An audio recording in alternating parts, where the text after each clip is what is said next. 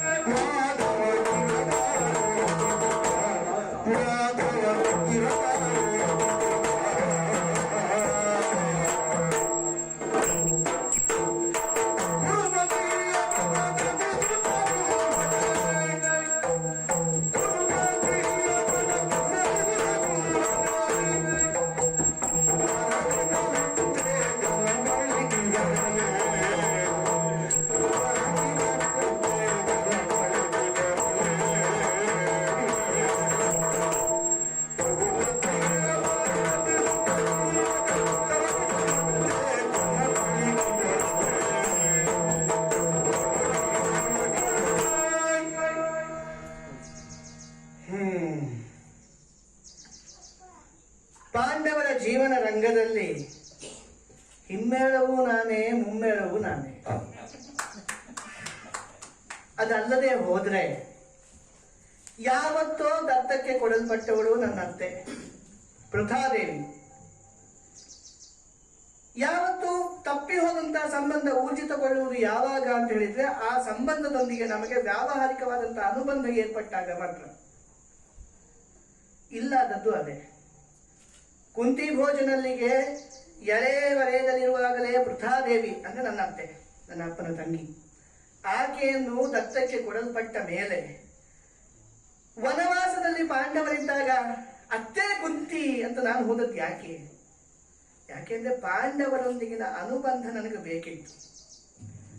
ಪ್ರಪಂಚ ಒಪ್ಪುತ್ತದೆ, ಕೆಲವರು ಒಪ್ಪದೇ ಹೋಗುತ್ತದೆ.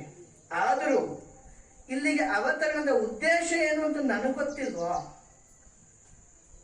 ಧರ್ಮ ಸಂಸ್ಥಾಪನೆ ಇದನ್ನು ಮಾಡಬೇಕು ಎಂಬಂತಹ ಉದ್ದೇಶದಿಂದ ಧರೆಗಿಳಿದು ಬಂದವ ನಾನು. ಹಾಗಾಗಿ ಧರ್ಮ ಸಂಸ್ಥಾಪನೆಯನ್ನು ಮಾಡುವುದಕ್ಕೆ, ಅವತರಣವನ್ನು ಹೊಂದುವುದಕ್ಕೆ ನಾನು ಆಯ್ದುಕೊಂಡಂತ ವಂಶ ಮಾತ್ರ ಯದುವಂಶ ಆಗಿ ಹೋಯಿತು. ಯದುವಂಶದ ಅರಸರಾದಂಥವರು ಜಂಬೂ ದ್ವೀಪದ ಒಳಗಡೆಯಲ್ಲಿ ಭಾರತ ಖಂಡದಲ್ಲಿ ನಮ್ಮದ್ದಾದ ಏನನ್ನೂ ಮಾಡುವ ಹಾಗಿಲ್ಲ. ಯಾಕಂದ್ರೆ ಶಪಿತವಾದಂತಹ ವಂಶ ಇದು. ಹಾಗಾದ್ರೆ ನಾವಾಗಿ ನೇರ ಕೈ ಹಾಕುವುದಲ್ಲ. ಆಗ ಧರ್ಮ ಸಂಸ್ಥಾಪನೆಯನ್ನು ಮಾಡುವುದೇ ಹೌದಾದ್ರೆ ಯಾರಿಗೆ ಅಧಿಕಾರವೂ ಇದೆಯೋ, ಯಾರಿಗೆ ಅರ್ಹತೆಯೂ ಇದೆಯೋ ಅಂಥವರನ್ನು ನಮಗಾಗಿ ಬಳಸಿಕೊಂಡು ನಾವು ರಾಜರಾಗುವುದಲ್ಲ, ರಾಜರನ್ನು ನಾವು ಮಾಡಬೇಕು. ಇದು ನನ್ನ ನೆಲೆ. ಆ ಕಾರಣಕ್ಕೆ ಹಿನ್ನೆಲೆಯಲ್ಲಿ ಅತ್ತೇ ಕುಂತಿ ಅಂತ ಹೇಳಿ ಹೋದವನು. ತನ್ಮೂಲಕವಾಗಿ ನನಗೂ ಪಾಂಡವರಿಗೂ ಮತ್ತೊಮ್ಮೆ ಬಾಂಧವ್ಯದ ಬೆಸುಗೆ ಬಲಿಯುವಂತೆ ಮಾಡಿಕೊಂಡವನು. ಹಾಗೆ ಹೇಳಿದ್ ನಾನು, ಹಿಮ್ಮೆಳವು ನನ್ನದೇ ಅಂತ. ಈಗ ಅವರೊಂದಿಗೆ ಇರ್ತಿದ್ದೆ.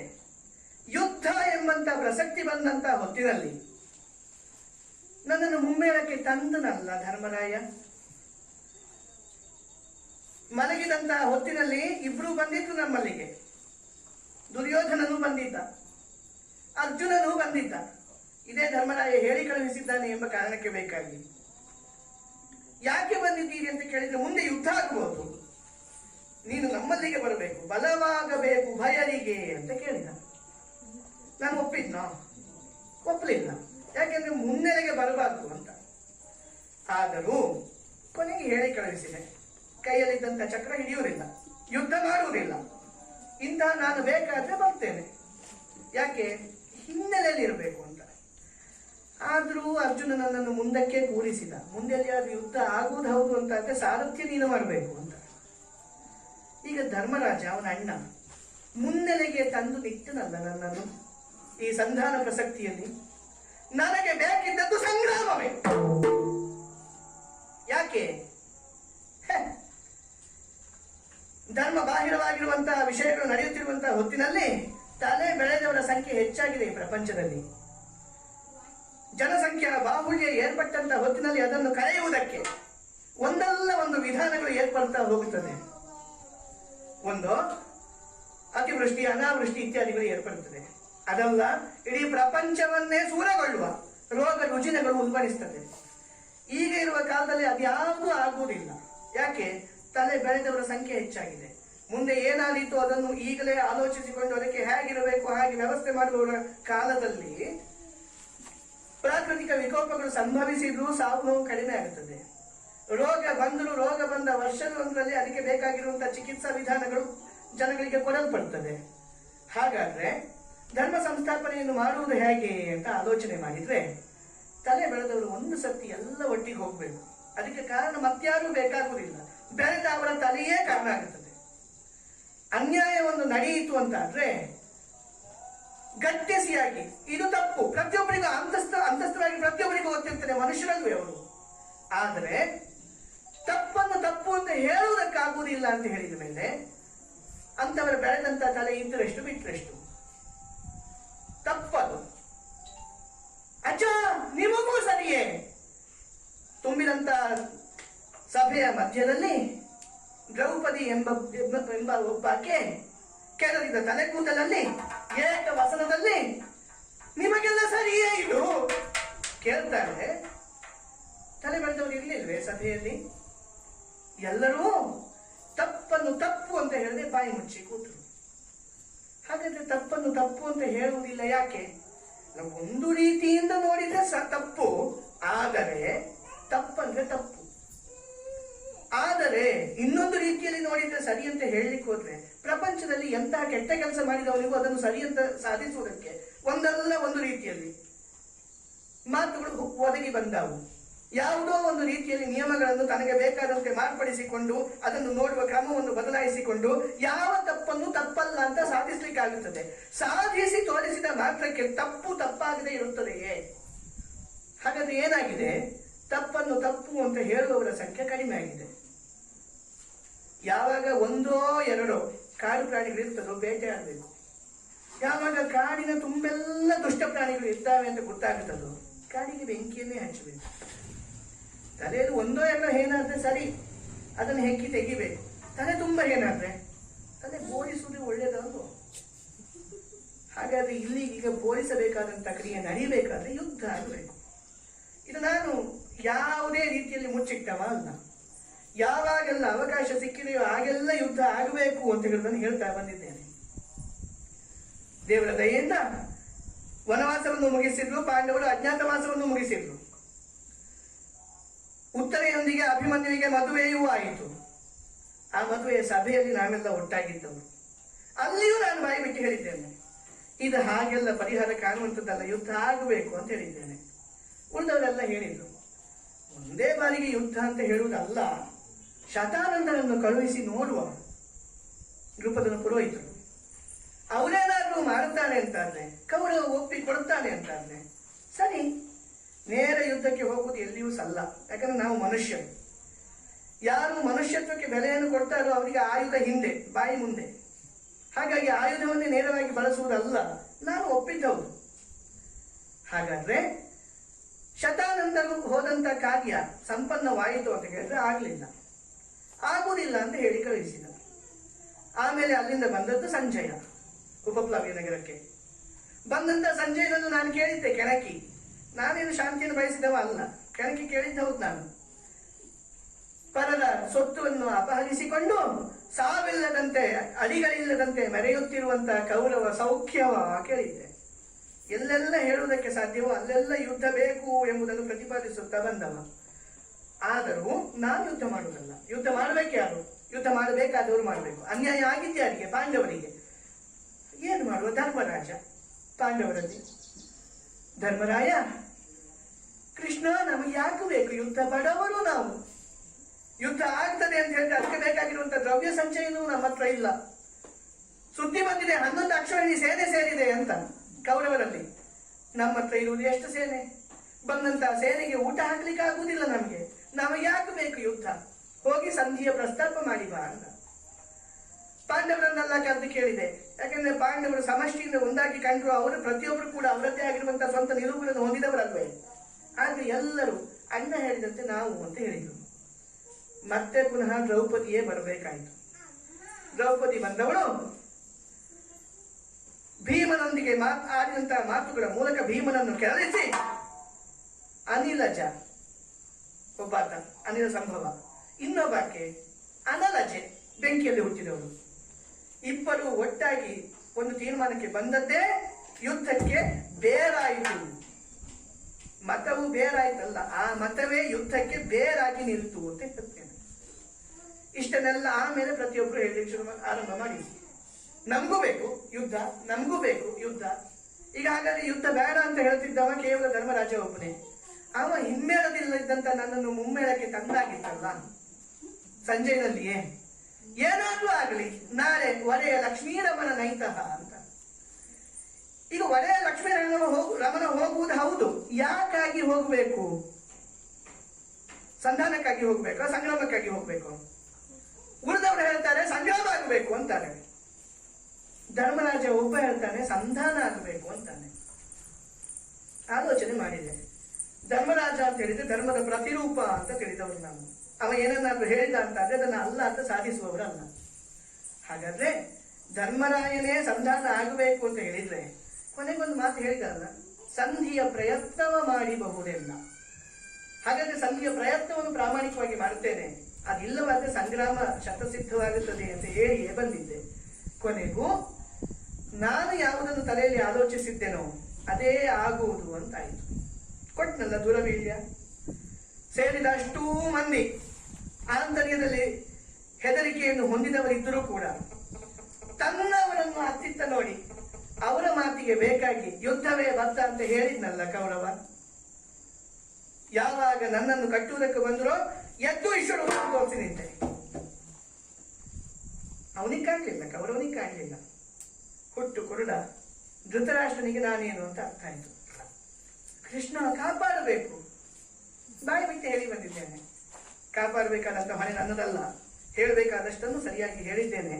ಕೇಳದೆ ಹೋದ್ರೆ ಇಲ್ಲಿರುವಂತ ಒಬ್ಬರು ಉಳಿಯುವುದಿಲ್ಲ ಅಂತ ಎಲ್ಲರನ್ನು ತೋರಿಸಿ ಹೇಳಿ ಬಂದಿದ್ದೇನೆ. ಯಾಕೆ ಹೇಳಿದ್ ಗೊತ್ತಾಯ್ತಾ? ನಾಳೆ ಯುದ್ಧ ಆಗುವುದೇ ಹೌದು ಅಂತ ಆದ್ರೆ 11 ಅಕ್ಷೋಹಿಣಿ ತಲೆ ಲೆಕ್ಕ ಮಾಡಿದ್ರೆ ಹೆಚ್ಚು ಸೇನೆ ಸೇರಿದ ಅಲ್ಲಿ, ನಮ್ಮಲ್ಲಲ್ಲ. ನಮ್ಮಲ್ಲಿರುವ ಕೇವಲ 7 ಅಕ್ಷೋಹಿಣಿ ಸೇನೆ.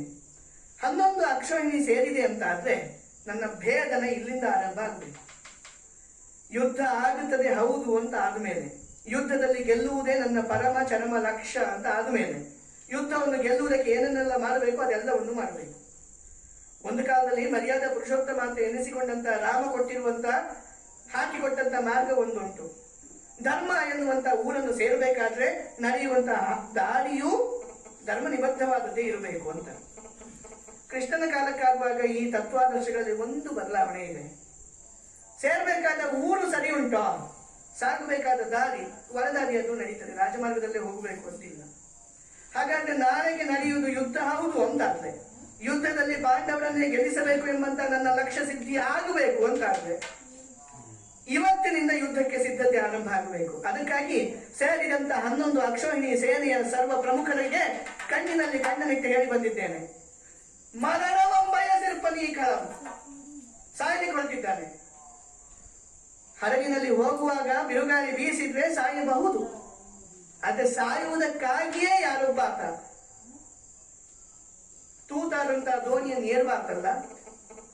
ಚಿತ್ರವನ್ನು ಹೊಂದಿದಂತಹ ಹಡಗನ್ನು ಒಬ್ಬ ಏರುತ್ತಾನೆ ಅಂತ ಹೇಳಿದ್ರೆ ಅದು ಮೂರ್ಖತನ ಆದೀತು. ನಾಳೆ ತನಕ ಗಡುವು ಇದೆ.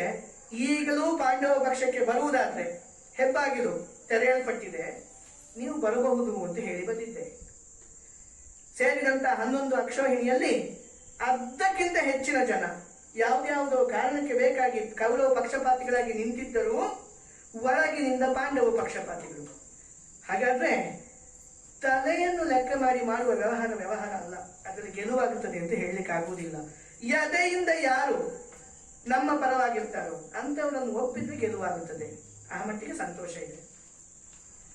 ತಲೆ ಲೆಕ್ಕ ಮಾಡಿದ್ರೆ 7 ಅಕ್ಷೋಹಿಣಿಯೇ ಆಗಿರ್ಲಿ, ಆದ್ರೆ ಬಂದವರೆಲ್ಲರೂ ಕೂಡ ಪಾಂಡವರ ಬಗ್ಗೆ ಅಭಿಮಾನವನ್ನು ಹೊಂದಿ ಬಂದವರು. ಪರಂಪರೆಯಿಂದ ಕುರು ಚಕ್ರವರ್ತಿ ಪೀಠಕ್ಕೆ ಯಾರೆಲ್ಲ ನಿಷ್ಠರಾಗಿ ಬದುಕಿದ್ದಾರೋ ಅವರವರ ಸೈನ್ಯವೇ ಬಂದು 11 ಅಕ್ಷೋಹಿಣಿಯಾದದ್ದು.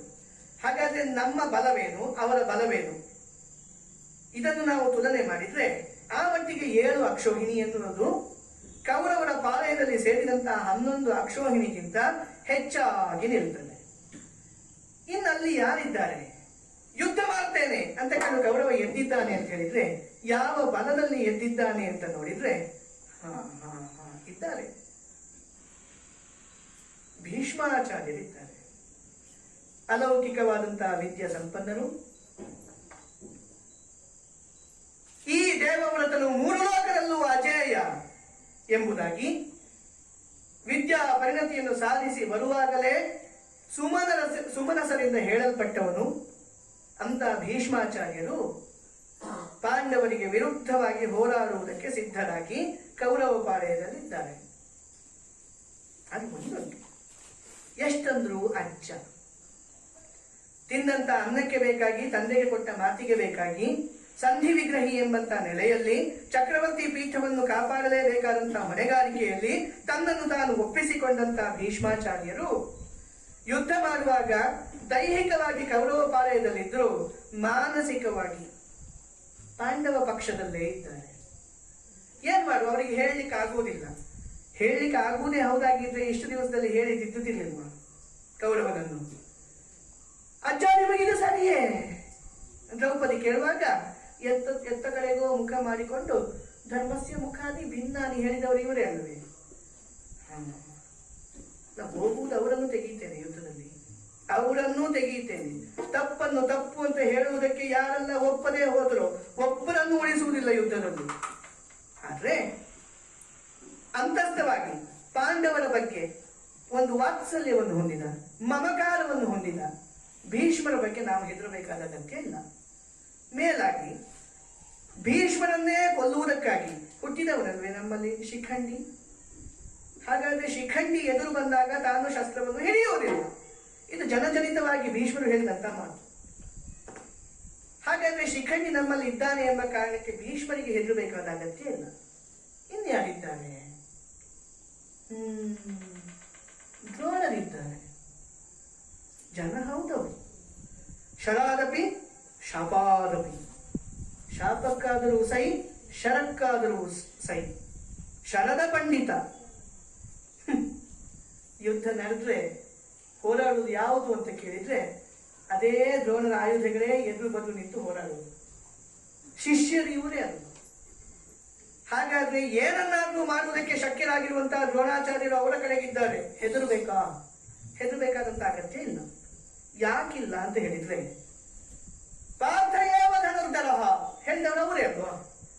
ಹಾಗಾದ್ರೆ ಪಾರ್ಥನ ಬಗ್ಗೆ ಅಮಿತವಾದಂತಹ ಮಮತೆಯನ್ನು ಹೊಂದಿದಂತ ಅವರು, ಪಾಂಡವರ ಬಗ್ಗೆ ಅಮಿತವಾದಂತಹ ವಾತ್ಸಲ್ಯವನ್ನು ಹೊಂದಿದಂತ ಅವರ ಬಗ್ಗೆ ನಾವು ಹೆದರಬೇಕಾದ ಅಗತ್ಯ ಇಲ್ಲ. ಮೇಲಾಗಿ ಅವರೇ ಮೇಲೆತ್ತು ಬಂದರಾದ್ರೆ ಅವರನ್ನು ಕೊಲ್ಲುವುದಕ್ಕಾಗಿ ಇರುವವನಲ್ವೇ ಯಜ್ಞಮುಖದಲ್ಲಿ ಪಡೆದಂತ ದೃಷ್ಟದ್ಯುಮ್ನ. ದ್ರುಪದ ಮತ್ತು ದ್ರೋಣರ ನಡುವೆ ಇದ್ದಂತ ವೈಮನಸ್ಸಿನಲ್ಲಿ ದ್ರೋಣನನ್ನು ಕೊಲ್ಲುವ ಮಗ ಬೇಕು, ಅರ್ಜುನನಿಗೆ ಕೊಡುವುದಕ್ಕೊಂದು ಹೆಣ್ಣು ಬೇಕು. ಅದಕ್ಕಾಗಿ ನಡೆದಂತ ಯಾಗ ಅಲ್ವೇ? ಅದೇ ಯಾಗದಲ್ಲಿ ಹುಟ್ಟಿ ಬಂದವರಲ್ವೇ ದ್ರೌಪದಿ ಮತ್ತು ದೃಷ್ಟದ್ಯುಮ್ನರು?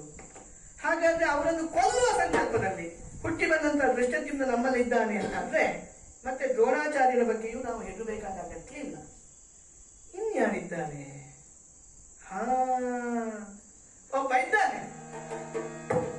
ವೀರನು ಕಲಿಕರ್ಣ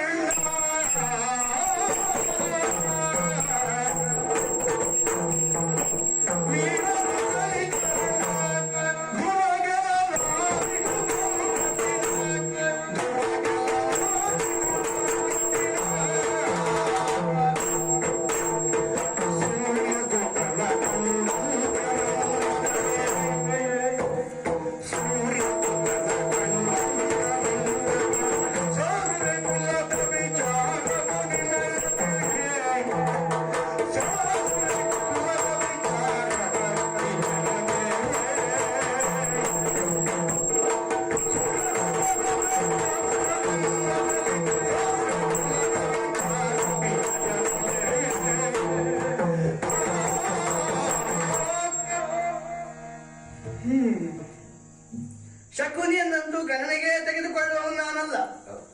ಯಾಕಂದ್ರೆ ಅವ ಯಾವುದಕ್ಕಾದನು ಅಂತ ಹೇಳುವುದನ್ನು ಈಗಾಗಲೇ ಮಾಡಿ ತೋರಿಸಿದ್ದಾನೆ. ಅದಕ್ಕಾದನು, ಯುದ್ಧಕ್ಕಲ್ಲ. ಜಯದ್ರಥ ಸುದ್ದಿ ಕೇಳಿದ್ದೇನೆ. ಶಿವನ ಬಲ ಉಂಟಂತೆ, ವರಬಲ ಉಂಟಂತೆ. ಆದ್ರೆ ವರಬಲವನ್ನು ಕೊಟ್ಟಂತ ಶಿವನೇ ಒಂದು ಮಾತು ಹೇಳಿದ್ದಾನೆ ಅಂತ ಹೇಳುವುದನ್ನು ಬಲ್ಲ ಮೂಲಗಳಿಂದ ಅರ್ತಿದ್ದೇನೆ. ಪಾಶುಪತವನ್ನು ಕೊಟ್ಟಾಗಿದೆ ಅರ್ಜುನನಿಗೆ. ಹಾಗಾಗಿ ಅರ್ಜುನನಿಂದ ಎದ್ದು ಬಂದ್ರೆ ನೀನೇನು ಮಾಡ್ಲಿಕ್ಕೆ ಆಗುವುದಿಲ್ಲ, ನಾನು ಕೊಟ್ಟಿರುವಂತಹ ವರದ ಬಲದಿಂದ ಅಂತ ಹೇಳಿದ್ದಾರಂತೆ. ಹಾಗಾದ್ರೆ ಜಯದ್ರಥನಿಗೂ ನಾವು ಹೆದರಬೇಕಾಗಿಲ್ಲ. ಹೆದರಲೇ ಬೇಕಾದವರು ಯಾರಿದ್ದಾರೆ ಅಂತ ಆಲೋಚನೆ ಮಾಡಿದ್ರೆ ಒಬ್ಬ ಇದ್ದಾನೆ, ಕರ್ಣ. ನಿಜವಾದ ಅರ್ಥದಲ್ಲಿ ನೋಡುವುದೇ ಹೌದಾದ್ರೆ ದುರ್ಯೋಧನನ ಕಿವಿಯೇ ಹೌದವನು. ಯಾವಾಗಲೂ ದುರ್ಯೋಧನನ ಹತ್ತಿರ ದುರ್ಯೋಧನನ ಕಿವಿ ಕಚ್ಚುವವ. ಆ ಮಟ್ಟಿಗೆ ಕರ್ಣ ಹೌದು. ಕರ್ಣ ಅಲ್ಲ, ಅವನಿಗೆ ಬಾಯಿ ಅಂತ ಹೆಸರಿಡಬೇಕಿತ್ತು. ಏನು ಮಾಡುವ, ಕರ್ಣ ಅಂತ ಹೆಸರಿಟ್ಟಿದ್ದ. ಹಾಗಾದ್ರೆ ಅವನೊಬ್ಬ ಇದ್ದಾನೆ ಅಲ್ಲ. ಅವನ ಶೌರ್ಯವಾಗಲಿ ವೀರ್ಯವಾಗಲಿ ಅದ್ರ ಬಗ್ಗೆ ಸಮಸ್ಯೆ ಇರುವುದಲ್ಲ. ಪಾಂಡವರದ್ದಾಗಿರುವಂತಹ ಸಾಮರ್ಥ್ಯದ ಬಗ್ಗೆ ನನಗೆ ಯಾವ ಅನುಮಾನಗಳೂ ಇಲ್ಲ. ಆದ್ರೆ ಒಂದು ಮಟ್ಟಿಗೆ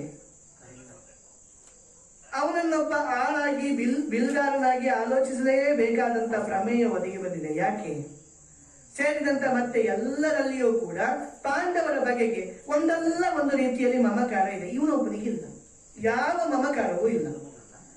ಹಾಗಾದ್ರೆ ಯುದ್ಧ ಏರ್ಪಟ್ಟಿತ್ತು ಅಂತಾದ್ರೆ ಏರ್ಪಟ್ಟಿದೆ. ಯುದ್ಧದಲ್ಲಿ ಸರ್ವ ಸಾಮರ್ಥ್ಯವನ್ನು ಕ್ರೋಢೀಕರಿಸಿಕೊಂಡು ದುರ್ಯೋಧನನಿಗೆ ಬೇಕಾಗಿ ಹೋರಾಡಬಲ್ಲವರು ಯಾರು ಶತ್ರುಪಾಳಯದಲ್ಲಿ ಅಂತ ನೋಡಿದ್ರೆ ಸಿಕ್ಕುವ ಹೆಸರು ಒಬ್ಬ ಕರ್ಣ. ಮತ್ತೆ ಯಾರು ತಮ್ಮ ಸರ್ವ ಸಾಮರ್ಥ್ಯವನ್ನು ವಿನಿಯೋಗಿಸುವುದಿಲ್ಲ ಅಂತ ನನಗನ್ನಿಸ್ತದೆ.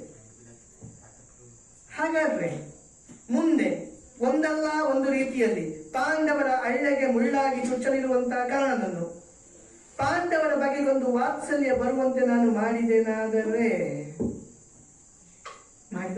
ಅಲ್ಲ, ಮಾಡಬೇಕು. ಒಮ್ಮೆ ಕರ್ಣನನ್ನು ಭೇದಿಸಿ ನೋಡಿದ್ರೆ ಆಗ ನಾಳೆ ಹೋರಾಟವನ್ನು ಮಾಡುವಂತಹ ಹೊತ್ತಿನಲ್ಲಿ ಕರ್ಣನಿಗೆ ಎದುರುಗಡೆ ಶತ್ರುಗಳೇ ಕಾಣಿಸದೆ ತನ್ನ ತಮ್ಮಂದಿರೇ ಕಾಣಿಸುವ ಹಾಗಾದ್ರೆ ಮಾಡಿಯೋಣ ಯುದ್ಧ. ತನ್ನ ಸರ್ವ ಸಾಮರ್ಥ್ಯವನ್ನು ವಿನಿಯೋಗಿಸಿ ಯುದ್ಧವನ್ನು ಮಾಡಿಯೋಣ. ಖಂಡಿತ ಮಾಡಲಿಕ್ಕಿಲ್ಲ, ಅಷ್ಟು ಮಾಡಬೇಕಾಗಿದೆ. ಅದಕ್ಕೆ ಬೇಕಾಗಿ ದುರವೀರ್ಯವನ್ನು ಪಡೆದಂತಹ ನಾನು ನನ್ನೊಂದಿಗೆ ಹಾದಿಯಲ್ಲಿ ಬಂದವರನ್ನೆಲ್ಲ ಮುಗುಳು ನಗುತ್ತಾ ಬೀಳ್ಕೊಟ್ಟು ನನ್ನೊಂದಿಗೆ ಬಂದಂತಹ ಕರ್ಣ ಮರಳಿ ಹೋಗುವವನನ್ನು ತುಸು ಕನಸನ್ನೆಯಲ್ಲಿಯೇ ತಡೆದು ನಿಲ್ಲಿಸಿ ಮಾತನಾಡಲಿಕ್ಕಿದೆ, ನಿಲ್ಲು ಅಂತ ಹೇಳಿದ್ದೇನೆ. ಹೋದ್ರಲ್ಲ ಎಲ್ಲ. ಕರ್ಣ ಒಬ್ಬ ಇದ್ದಾನಲ್ಲ, ಮಾತಾಡಿಸೋಣ. ಕರ್ಣ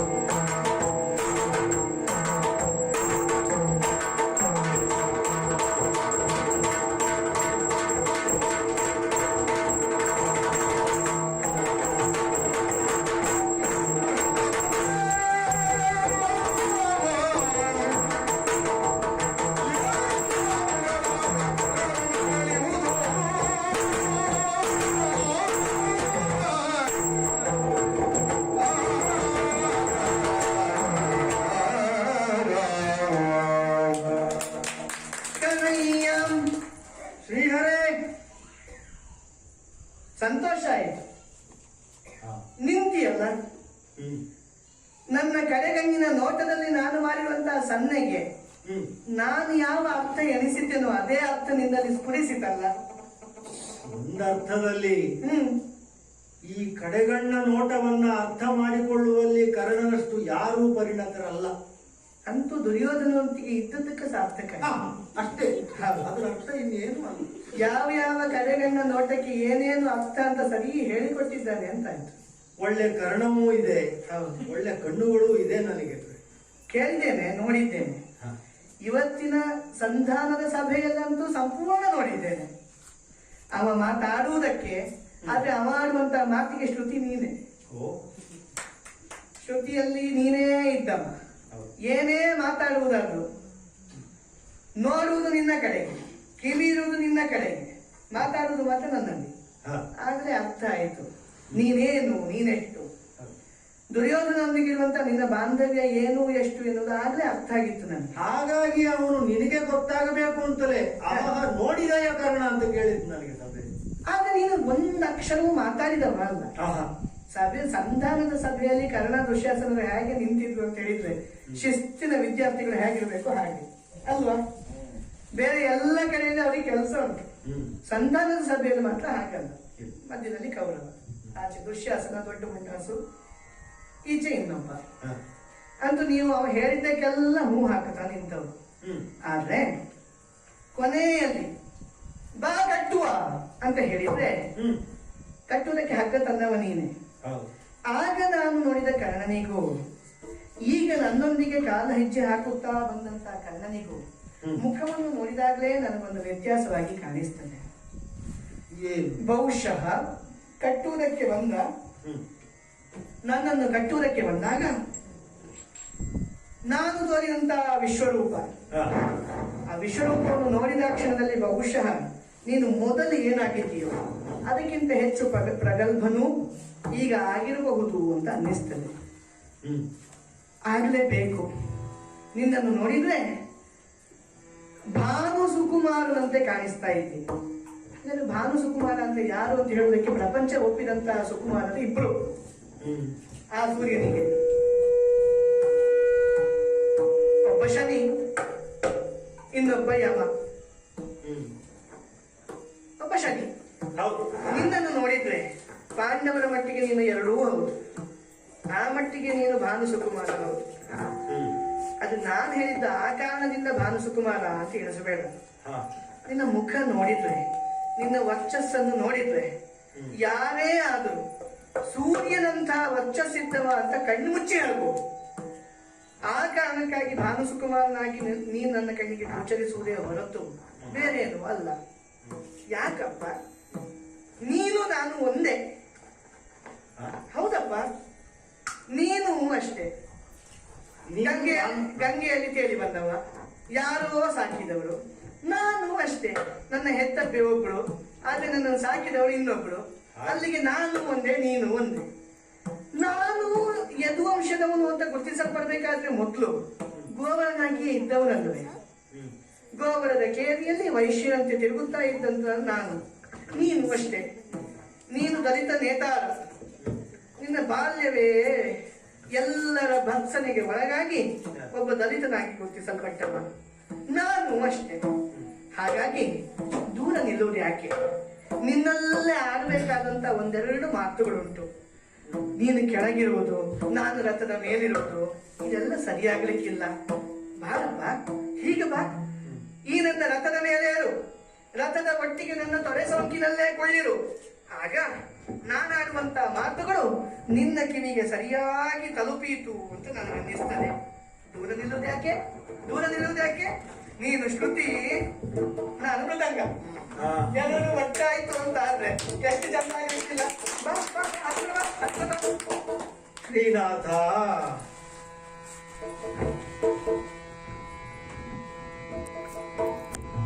ಶ್ರೀನಾಥ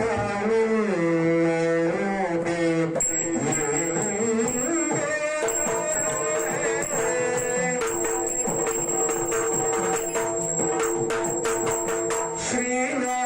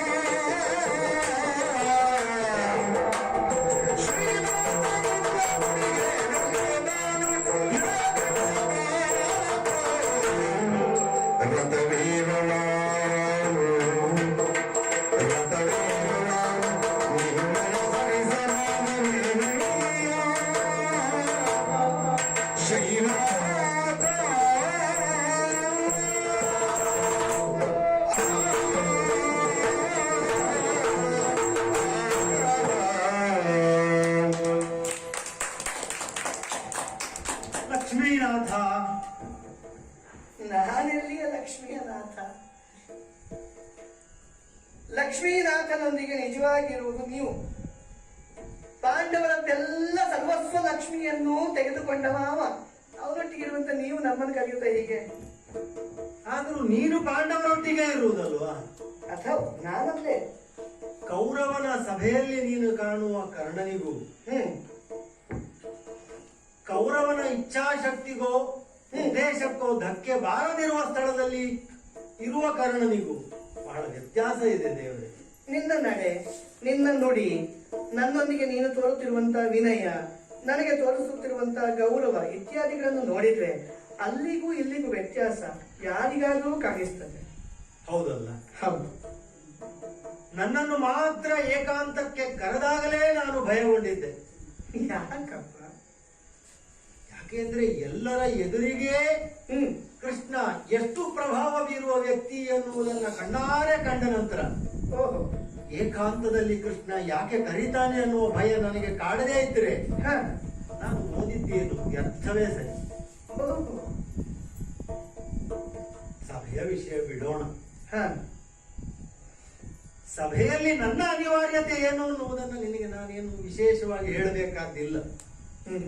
ನೀನು ಹೇಳಿದ ಮಾತೆಲ್ಲವೂ ಸತ್ಯವೇ. ಕೌರವನು ಏನನ್ನು ಆಡುತ್ತಾನೋ ಅದನ್ನಷ್ಟೇ ಏಕಾಗ್ರತೆಯಿಂದ ಲಕ್ಷಿಸಿ ಅನುಮೋದಿಸುವುದಷ್ಟೇ ನನ್ನ ಕರ್ತವ್ಯದಲ್ಲಿ. ಬಲ.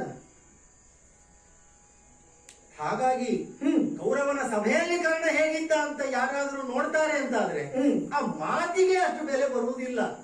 ಯಾಕೆಂದ್ರೆ ಕೌರವನ ಸಭೆಯಲ್ಲಿ ಕೌರವನನ್ನು ನೋಡಬೇಕು, ಕರ್ಣನನ್ನಲ್ಲ. ನಾನು ಮಾತ್ರ ಆಗಾಗ ನಿನ್ನನ್ನೇ ನೋಡಿ, ಅದು ಇನ್ನೊಂದು ಆಶ್ಚರ್ಯ ನನಗೆ. ಓಹೋ, ಕೌರವನ ಸಭೆಯಲ್ಲಿ ಕೌರವನೊಂದಿಗೆ ಮಾತಾಡುವಾಗ ಕೃಷ್ಣ ಕರ್ಣನನ್ನು ನೋಡ್ತಾ ಇದ್ನಲ್ಲ. ಈಗ ನನ್ನ ಭಯ ಇನ್ನಷ್ಟು ಹೆಚ್ಚಾಗ್ತಾ ಇದೆ. ಯಾಕೋ? ಆದ್ರೆ ಭಯವನ್ನು ದೂರೀಕರಿಸುವಂತ ಪಾಪ ಪ್ರಜ್ಞೆಯೂ ಕಾಡ್ತಾ ಇದೆ ಈಗ. ಪಾಪ ಪ್ರಜ್ಞೆ ಯಾಕಪ್ಪ? ಏನು ಮಾಡಬೇಕು ನಾನು? ರಥ ಏರ್ಬೇಕೆ? ಹೌದು, ಈ ರಥವನ್ನ ಏರ್ಬೇಕೆ? ಬಡ ಬಡಗಿ ಮಾಡಿದ ರಥ ಏರ್ಲಿಕ್ಕೇನು? ಅಂತನ ಮಗನಲ್ಲಿ ಈ ರಥ ಎಂತದ್ದು ಅಂತ ಹೇಳಬೇಡ ಕೃಷ್ಣ ನೀನು. ರಥ ಎಂತದ್ದು ಅಂತ ಬಹಳ ದೂರದಲ್ಲಿ ನೋಡಿ ಬಲ್ಲೆ ನಾನು. ಆ ವಿದ್ಯೆ ಗೊತ್ತುಂಟೋ ಇಲ್ವೋ? ಬೇರೆಯವರಿಗಾದ್ರೆ ಅಂಜಿಕೆ ಆದೀತು, ದೊಡ್ಡ ರಥ ನೋಡಿ ಕೊಟ್ಟಿದ್ದು ನಾವು ಏರುವ ರಥ ಹೌದು ಅಲ್ವೋ ಅಂತ. ಹಸ್ತಿನಾವತಿಯಲ್ಲಿ ರಥ ಇದ್ದಿದ್ದ. ನೀನು ಸೂತ ಪಾಲಿತ ಪುತ್ರ. ಸೂತನ ಮಕ್ಕಳಿಗೆ ರಥ ನೋಡಿ ಹೆದರಿಕೆ ಆಗ್ತದೆ ಅಂತ ಹೇಳಿದ್ರೆ ಮೀನಿಗೆ ಈಜುವುದಕ್ಕೆ ಹೆದರಿಕೆ ಆಗ್ತದೆ ಅಂತ ಹೇಳಿದ ಹಾಗೆ ಅದ ಹಾಗೆ ಒಂದು. ಇನ್ನೊಂದು, ಸಾರಥಿಯಾಗಿ ನಾನು ಯಾವ ಕಾರ್ಯವನ್ನು ಮಾಡದೇ ಇದ್ರು ಬಹಳಷ್ಟು ಜನ ಸಾರಥಿಗಳನ್ನು ನೋಡಿದ್ದೇನೆ. ಅವರೆಲ್ಲರಿಗೂ ಒಂದು ಅಹಂಕಾರ ಇದೆ. ಹಿಂದೆ ಕುಳಿತವರು ರಥದ ಯಜಮಾನರಾಗಿರಬಹುದು, ಆದ್ರೆ ರಥವನ್ನ ಮೊದಲ ಏರಿ ಕೊನೆಯಲ್ಲಿ ಇಳಿಯುವವರು ಸಾರಥಿಯವರೇ. ಅವರಿಗೊಂದು ಸದಾ ಅಹಂಕಾರ ಇದ್ದೇ ಇರ್ತದೆ. ಯಜಮಾನರಿದ್ರೂ ಕೂಡ ನಾವೇ ಈ ರಥಕ್ಕೆ ಮೊದಲೇರಿ ಕೊನೆಗಿಳಿಯುವವರು. ರಥದ ಬಗ್ಗೆ ಯಾವ ರಥ ಯಾವ ಮರ ಅದಲ್ಲ. ಅದೇ ಒಂದು ವ್ಯತ್ಯಾಸ ಉಂಟು. ಬೇರೆ ಎಲ್ಲ ಕಡೆಯಲ್ಲಿ ಇಳಿಯುವುದು ಕೊನೆಗೆ ಅವರೇ, ಆದ್ರೆ ರಥಿಕನನ್ನು ಮೇಲಕ್ಕೆ ಹತ್ತಿಸಿ ಆಮೇಲೆ ತಾವು ಬಂದು ಕುಳಿತುಕೊಳ್ಳುವುದು. ನನ್ನ ಮತ್ತು ಅರ್ಜುನನಲ್ಲಿ ಮಾತ್ರ ಸ್ವಲ್ಪ ವ್ಯತ್ಯಾಸ. ನಾನು ಅದಕ್ಕೆ ಬಂದದ್ದೀಗ. ಯಾವ ರಥವನ್ನ ಏರು ಅಂತ ನೀನು ಹೇಳ್ತಾ ಇದ್ದೀಯೋ ಇದೇ ರಥವನ್ನ ನೀನೇ ನಡೆಸಿಕೊಂಡು ಹೋಗಿ ಆ ರುಕ್ಮಿಣೀ ದೇವಿಯನ್ನು ಹತ್ತಿಸಿದ್ದಲ್ವ, ಆಕೆ ಕೂತ ರಥ ಅಲ್ವ ಇದು? ಹೌದಪ್ಪ. ಅದನ್ನು ಬಿಟ್ರೆ ಮತ್ತೊಬ್ಬ ಗಂಡು ಯಾರಾದ್ರೂ ಕೂತಿದ್ರೆ ನನ್ನ ಬದ್ಧ ವೈರಿ ಅರ್ಜುನ ಅವ ಕೂತ ರಥ ಅಲ್ವಾ? ಆ ವೈರಕ್ಕೆ ಅಂತಲ್ಲ ನಾನು ಹೇಳುವುದು. ನೀನು ನಿನಗೆ ಸಮಾನರೆಂದು ನೀನಾಗಿ ಪರಿಗಣಿಸಿ ಕೂಡಿಸಿದ ಎಷ್ಟೋ ಜನರಿರಬಹುದು, ಬೆರಳಿಕೆಯಷ್ಟು. ನೀನು ನಾನು ಸಮಾನನೇ. ಯಾಕಲ್ಲ? ಎಂತ ಸಮತಾವಾದವಿದೆ. ಈ ಮಾತನ್ನು ಕೇಳಿ ನನಗೆ ಆಗ ಹೇಳಿದ್ರಲ್ಲ, ಭಯಕ್ಕಿಂತ ಹೆಚ್ಚು ಪಾಪ ಪ್ರಜ್ಞೆ ಕಾಡ್ತಾ ಇದೆ. ಇನ್ನೆಂತ ಪಾಪಿ ಆಗಿರ್ಬೇಕು? ಹಾಗಂದ್ರೆ ಕೃಷ್ಣ ನೀನ್ ಎಲ್ಲಿ, ನಾನ್ ಎಲ್ಲಿ? ನೀನ್ ಹೇಳಿದಿ ಗಂಗೆಯಲ್ಲಿ ತೇಲಿ ಬಿಟ್ಟ ಮಗು ನೀನು, ಯಮುನೆಯಲ್ಲಿ ಬುಟ್ಟಿಯಲ್ಲಿ ಕರೆದುಕೊಂಡು ಹೋಗಲ್ಪಟ್ಟ ಮಗು ನಾನು, ಹಾಗೇನು ಹೇಳಿದ್. ಆದ್ರೆ ಆ ನಂತರವೇ ಆಗ್ಲಿ ನಿನ್ನದೇ ಸಮಾಜ ನಿನಗೆ ಕೊಟ್ಟ ಮರ್ಯಾದೆ ನೀನು ಏರಿದ ಎತ್ತರ, ಹ್ಮ್ ನಿನ್ನ ಸಾಧನೆ. ಹ್ಮ್ ಅದರ ಎದುರಿಗೆ ಯಾರಾದರೂ ಸಮಾನರಿದ್ದಾರೆ ಅಂತ ಎಣಿಸುವುದಕ್ಕೂ ಸಾಧ್ಯ ಇಲ್ಲ ಕೃಷ್ಣ. ಹ್ಮ್ ಜಾತಿಯ ವಿಚಾರ ಬಿಡೋಣ. ಹ್ಮ್ ನೀನೇನೋ ಹೇಳಿದಿ, ಹ್ಮ್ ಪತಿತರಿಗೆ ದಲಿತರಿಗೆ ನಾನೊಬ್ಬ ನಾಯಕ. ಹೌದೋ ಅಲ್ಲೋ? ಹ್ಮ್ ನಿನ್ನ ಬಾಯಿಂದ ಹೇಳಿದ್ರೆ ಹ್ಮ್ ಅವರಿಗೂ ಸಮಾಧಾನ ಆಗುವುದಿದ್ರೆ ನಾನು ನಾಯಕನೇ. ಹ್ಮ್ ಹಾ ಹಾ ಅವ್ರಿಗೆ ನನಗೆ ಬೇಕಾಗಿಲ್ಲ. ಹ್ಮ್ ಆದ್ರೆ ನೀನೇ ಅಂತ ನಾಯಕ. ಇದಕ್ಕೆ ನಾಯಕತ್ವದ ಗುಣ ಅಂತ ಹೇಳುದು. ಹೌದು, ಅಂದ್ರೆ ನಾಯಕರಾದವರು ಮೊದಲೇ ಹೇಳಬೇಕಾಗಿರೋದೇ ಹಾಗೆ, ನನಗೆ ಬೇಕಾಗಿ ನಾನು ನಾಯಕ ಅಲ್ಲ, ಅದಲ್ಲ. ಅವರಿಗೆ ಬೇಕಾಗಿ ನಾಯಕ. ಅದಲ್ಲ, ಹ್ಮ್ ಎಂತವನು ನನ್ನನ್ನು ಒಂದು ವರ್ಗಕ್ಕೆ ನಾಯಕ ಅಂತ ಹೇಳುವವನು. ಹ ಬ್ರಾಹ್ಮಣರಲ್ಲಿ ಹ್ಮ್ ಬ್ರಾಹ್ಮಣರಲ್ಲಿ ನೀನು ಶ್ರೇಷ್ಠ. ನಾನೆಲ್ಲ ಹೇಳಿದ್ದು. ಹ ಭೀಷ್ಮಾಚಾರ್ಯರು ರಾಜಸೂಯ ಯಾಗದ ಸಭೆಯಲ್ಲಿ ಹೇಳಿದ್ರು. ಹೌದು. ಕ್ಷತ್ರಿಯರಲ್ಲಿ ಹ್ಮ್ ನೀನು ಕೈ ಬೆಟ್ಟಿ ಎತ್ತಿದ್ರೆ ಹ್ಮ್. ಕಿರೀಟ ಕೆಳಗಿಡುವ ಪರಿಸ್ಥಿತಿ ಇದೆ ಭರತಖಂಡದಲ್ಲಿ. ಕ್ಷತ್ರಿಯರಲ್ಲಿ ನೀನು ಶ್ರೇಷ್ಠ. ಹ್ಮ್ ವೈಶ್ಯರಲ್ಲಿ ಎಂತ ಧನಿಕನಿಗೂ ಸಾಲ ಕೊಡುವಂತಹ ವೈಶ್ಯ ನೀನು. ಹ್ಮ್ ನಾನು ರತ್ನಗರ್ಭನ ನಡುವಿನಲ್ಲಿಯೇ ಒಂದು ಮನೆ ಮಾಡಿದ್ದರಿಂದ ಮೊಗೆದಷ್ಟು ಸಿಗ್ತದೆ. ಹಾಗಾಗಿ ಹ್ಮ್ ಯಾರು ಬೇಕಾದರೂ ನನ್ನಲ್ಲಿಗೆ ಬರಬಹುದೆನ್ನುವ ದ್ವಾರಕೆಯಿಂದ ನಿರ್ಮಿಸಿದ ನೀನೆಲ್ಲಿ? ಹ್ಮ್ ನನ್ನ ಮನೆಗೆ ಯಾರು ಬಾರದಿರಲಿ ಅಂತ ನಿತ್ಯ ಪ್ರಾರ್ಥಿಸುವ ನಾನೆಲ್ಲಿ? ಕೃಷ್ಣ, ಹ, ಈ ಸಮಾನತೆ ಎಂಬಂತಹ ದೂಷಣೆ ಬೇಡ. ಹ, ಈಗೀಗ ಹ್ಮ್ ನನಗೆ ನನ್ನ ಜಾತಿಯ ಬಗ್ಗೆ ಯಾರು ಏನು ಹೇಳಿದರೂ ಏನನ್ನಿಸುವುದಿಲ್ಲ. ನೀನು ನನ್ನ ಸಮಾನ ಅಂತ ಯಾರಾದರೂ ಕರೆದರೂ ನನಗೆ ಬೇಸರ ಆಗುವುದಿಲ್ಲ. ಆದ್ರೆ ನೀನು ಕರೆದ್ರೆ ಹೆದರಿಕೆ ಆಗ್ತದೆ, ಹೆದರಿಕೆ ಭಯ ಆಗ್ತದೆ. ಕೃಷ್ಣ ಬೇಡ, ನಿಂತಲ್ಲಿ ನಿಂತಿರ್ತೇನೆ ಏನು ಅಂತ ಅಪ್ಪಣೆ ಆಗಲಿ. ಅಂಜಿಕೆ ಅಲ್ವಾ? ಯಾಕಪ್ಪ ಅಂಜಿಕೆ? ಅಂಗಗಳು ಕ್ಷತ್ರಿಯ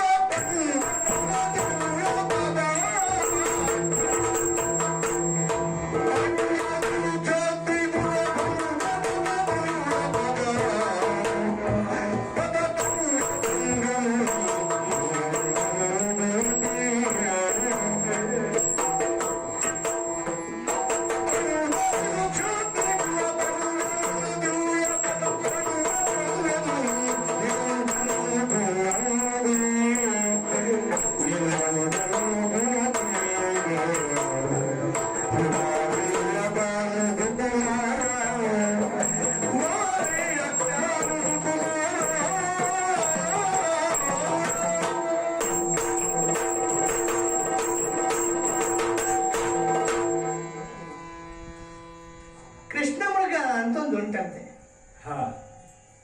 ಸ್ವಯಂ ತಾನೇ ಪರಿಮಳವನ್ನು ಉತ್ಪತ್ತಿ ಮಾಡುವುದು ಅಂತ ಅದಕ್ಕೆ ಗೊತ್ತಿಲ್ವಂತೆ. ಇಡೀ ಕಾಡು ಹುಡುಕಿಕೊಂಡು ಸಾಗ್ತದಂತೆ. ಎಲ್ಲಿಂದಲೋ ಪರಿಮಳ ಬರ್ತುಂಟಲ್ಲ, ಎಲ್ಲಿಂದ? ನೀನು ಕೃಷ್ಣ ಮೃಗದ ಹಾಗೆ ಕಾಣಿಸ್ತೀನಿ. ಅಂಜಿಕೆ ಆಗ್ತದಲ್ಲ ನಿನಗೆ? ಕೆಲವೊಮ್ಮೆ ಹಾಗೆ ಆಗುತ್ತದೆ. ಹಿಂದೆ ರಾಮನ ಬಂಟನಾಗಿದ್ದಂತ ಹನುಮಂತ ಒಬ್ಬ ಇದ್ದನಂತೆ. ಮತ್ತೊಬ್ಬರು ಅವನಿಗೆ ಹೇಳುವಲ್ಲಿ ತನಕವೂ ಕೂಡ ತಾನು ಯಾವ್ದಾದ್ರು ಒಂದು ಮಹತ್ತಾದಂತ ಕೆಲಸವನ್ನು ಮಾಡಬಲ್ಲೆ ಅಂತ ಅವನಿಗೆ ಅನ್ನಿಸ್ತಿರ್ಲಿಲ್ವಂತೆ. ನೀನು ಮಾಡ್ತೀಯ ಹನುಮ, ಮಾಡಿದ್ರೆ ನೀನು ಮಾಡ್ತೀಯ ಹನುಮ ಅಂತ ಹೇಳಿದಾಗ ಮಾತ್ರ ಮಾಡುವವನಾಗಿದ್ದನಂತೆ. ನಿನ್ನ ನೋಡಿ ನಂಗೆ ಹಾಗೆಯೇ ಕಾಣಿಸ್ತದೆ. ಹನುಮನ ಬಗ್ಗೆ ಹೇಳುವುದು ಯಾಕೆ? ನಿನ್ನ ನೋಡಿ ನಂಗೆ ರಾಮನ ಹಾಗೆ ಕಾಣಿಸ್ತದೆ. ಏನು ಹನುಮನ ಬಗ್ಗೆ ಯಾಕೆ? ಹಿಂದೆ ರಾಮಾವತಾರಕ್ಕೆ ಅಂತ್ಯವನ್ನು ತೇಜಿಸಿದಂತ ಒಬ್ಬ ಆತ ಮಾತ್ರ ಅಲ್ಲ, ರಾಮನ ಎದುರುಗಡೆಯಲ್ಲಿ ತನ್ನ ಈ ಅವತಾರ ಸಾಕು ಅಂತ ಹೇಳಿದ ಮತ್ತೊಬ್ಬ ಆತ. ಇಬ್ಬರ ಮಂತ್ರಾಕ್ಷತೆಗೂ ಪಾತ್ರನಾದವ ನೀನಿರಬಹುದು ಅಂತ ನನ್ಗೆ ಕಾಣಿಸುವುದು.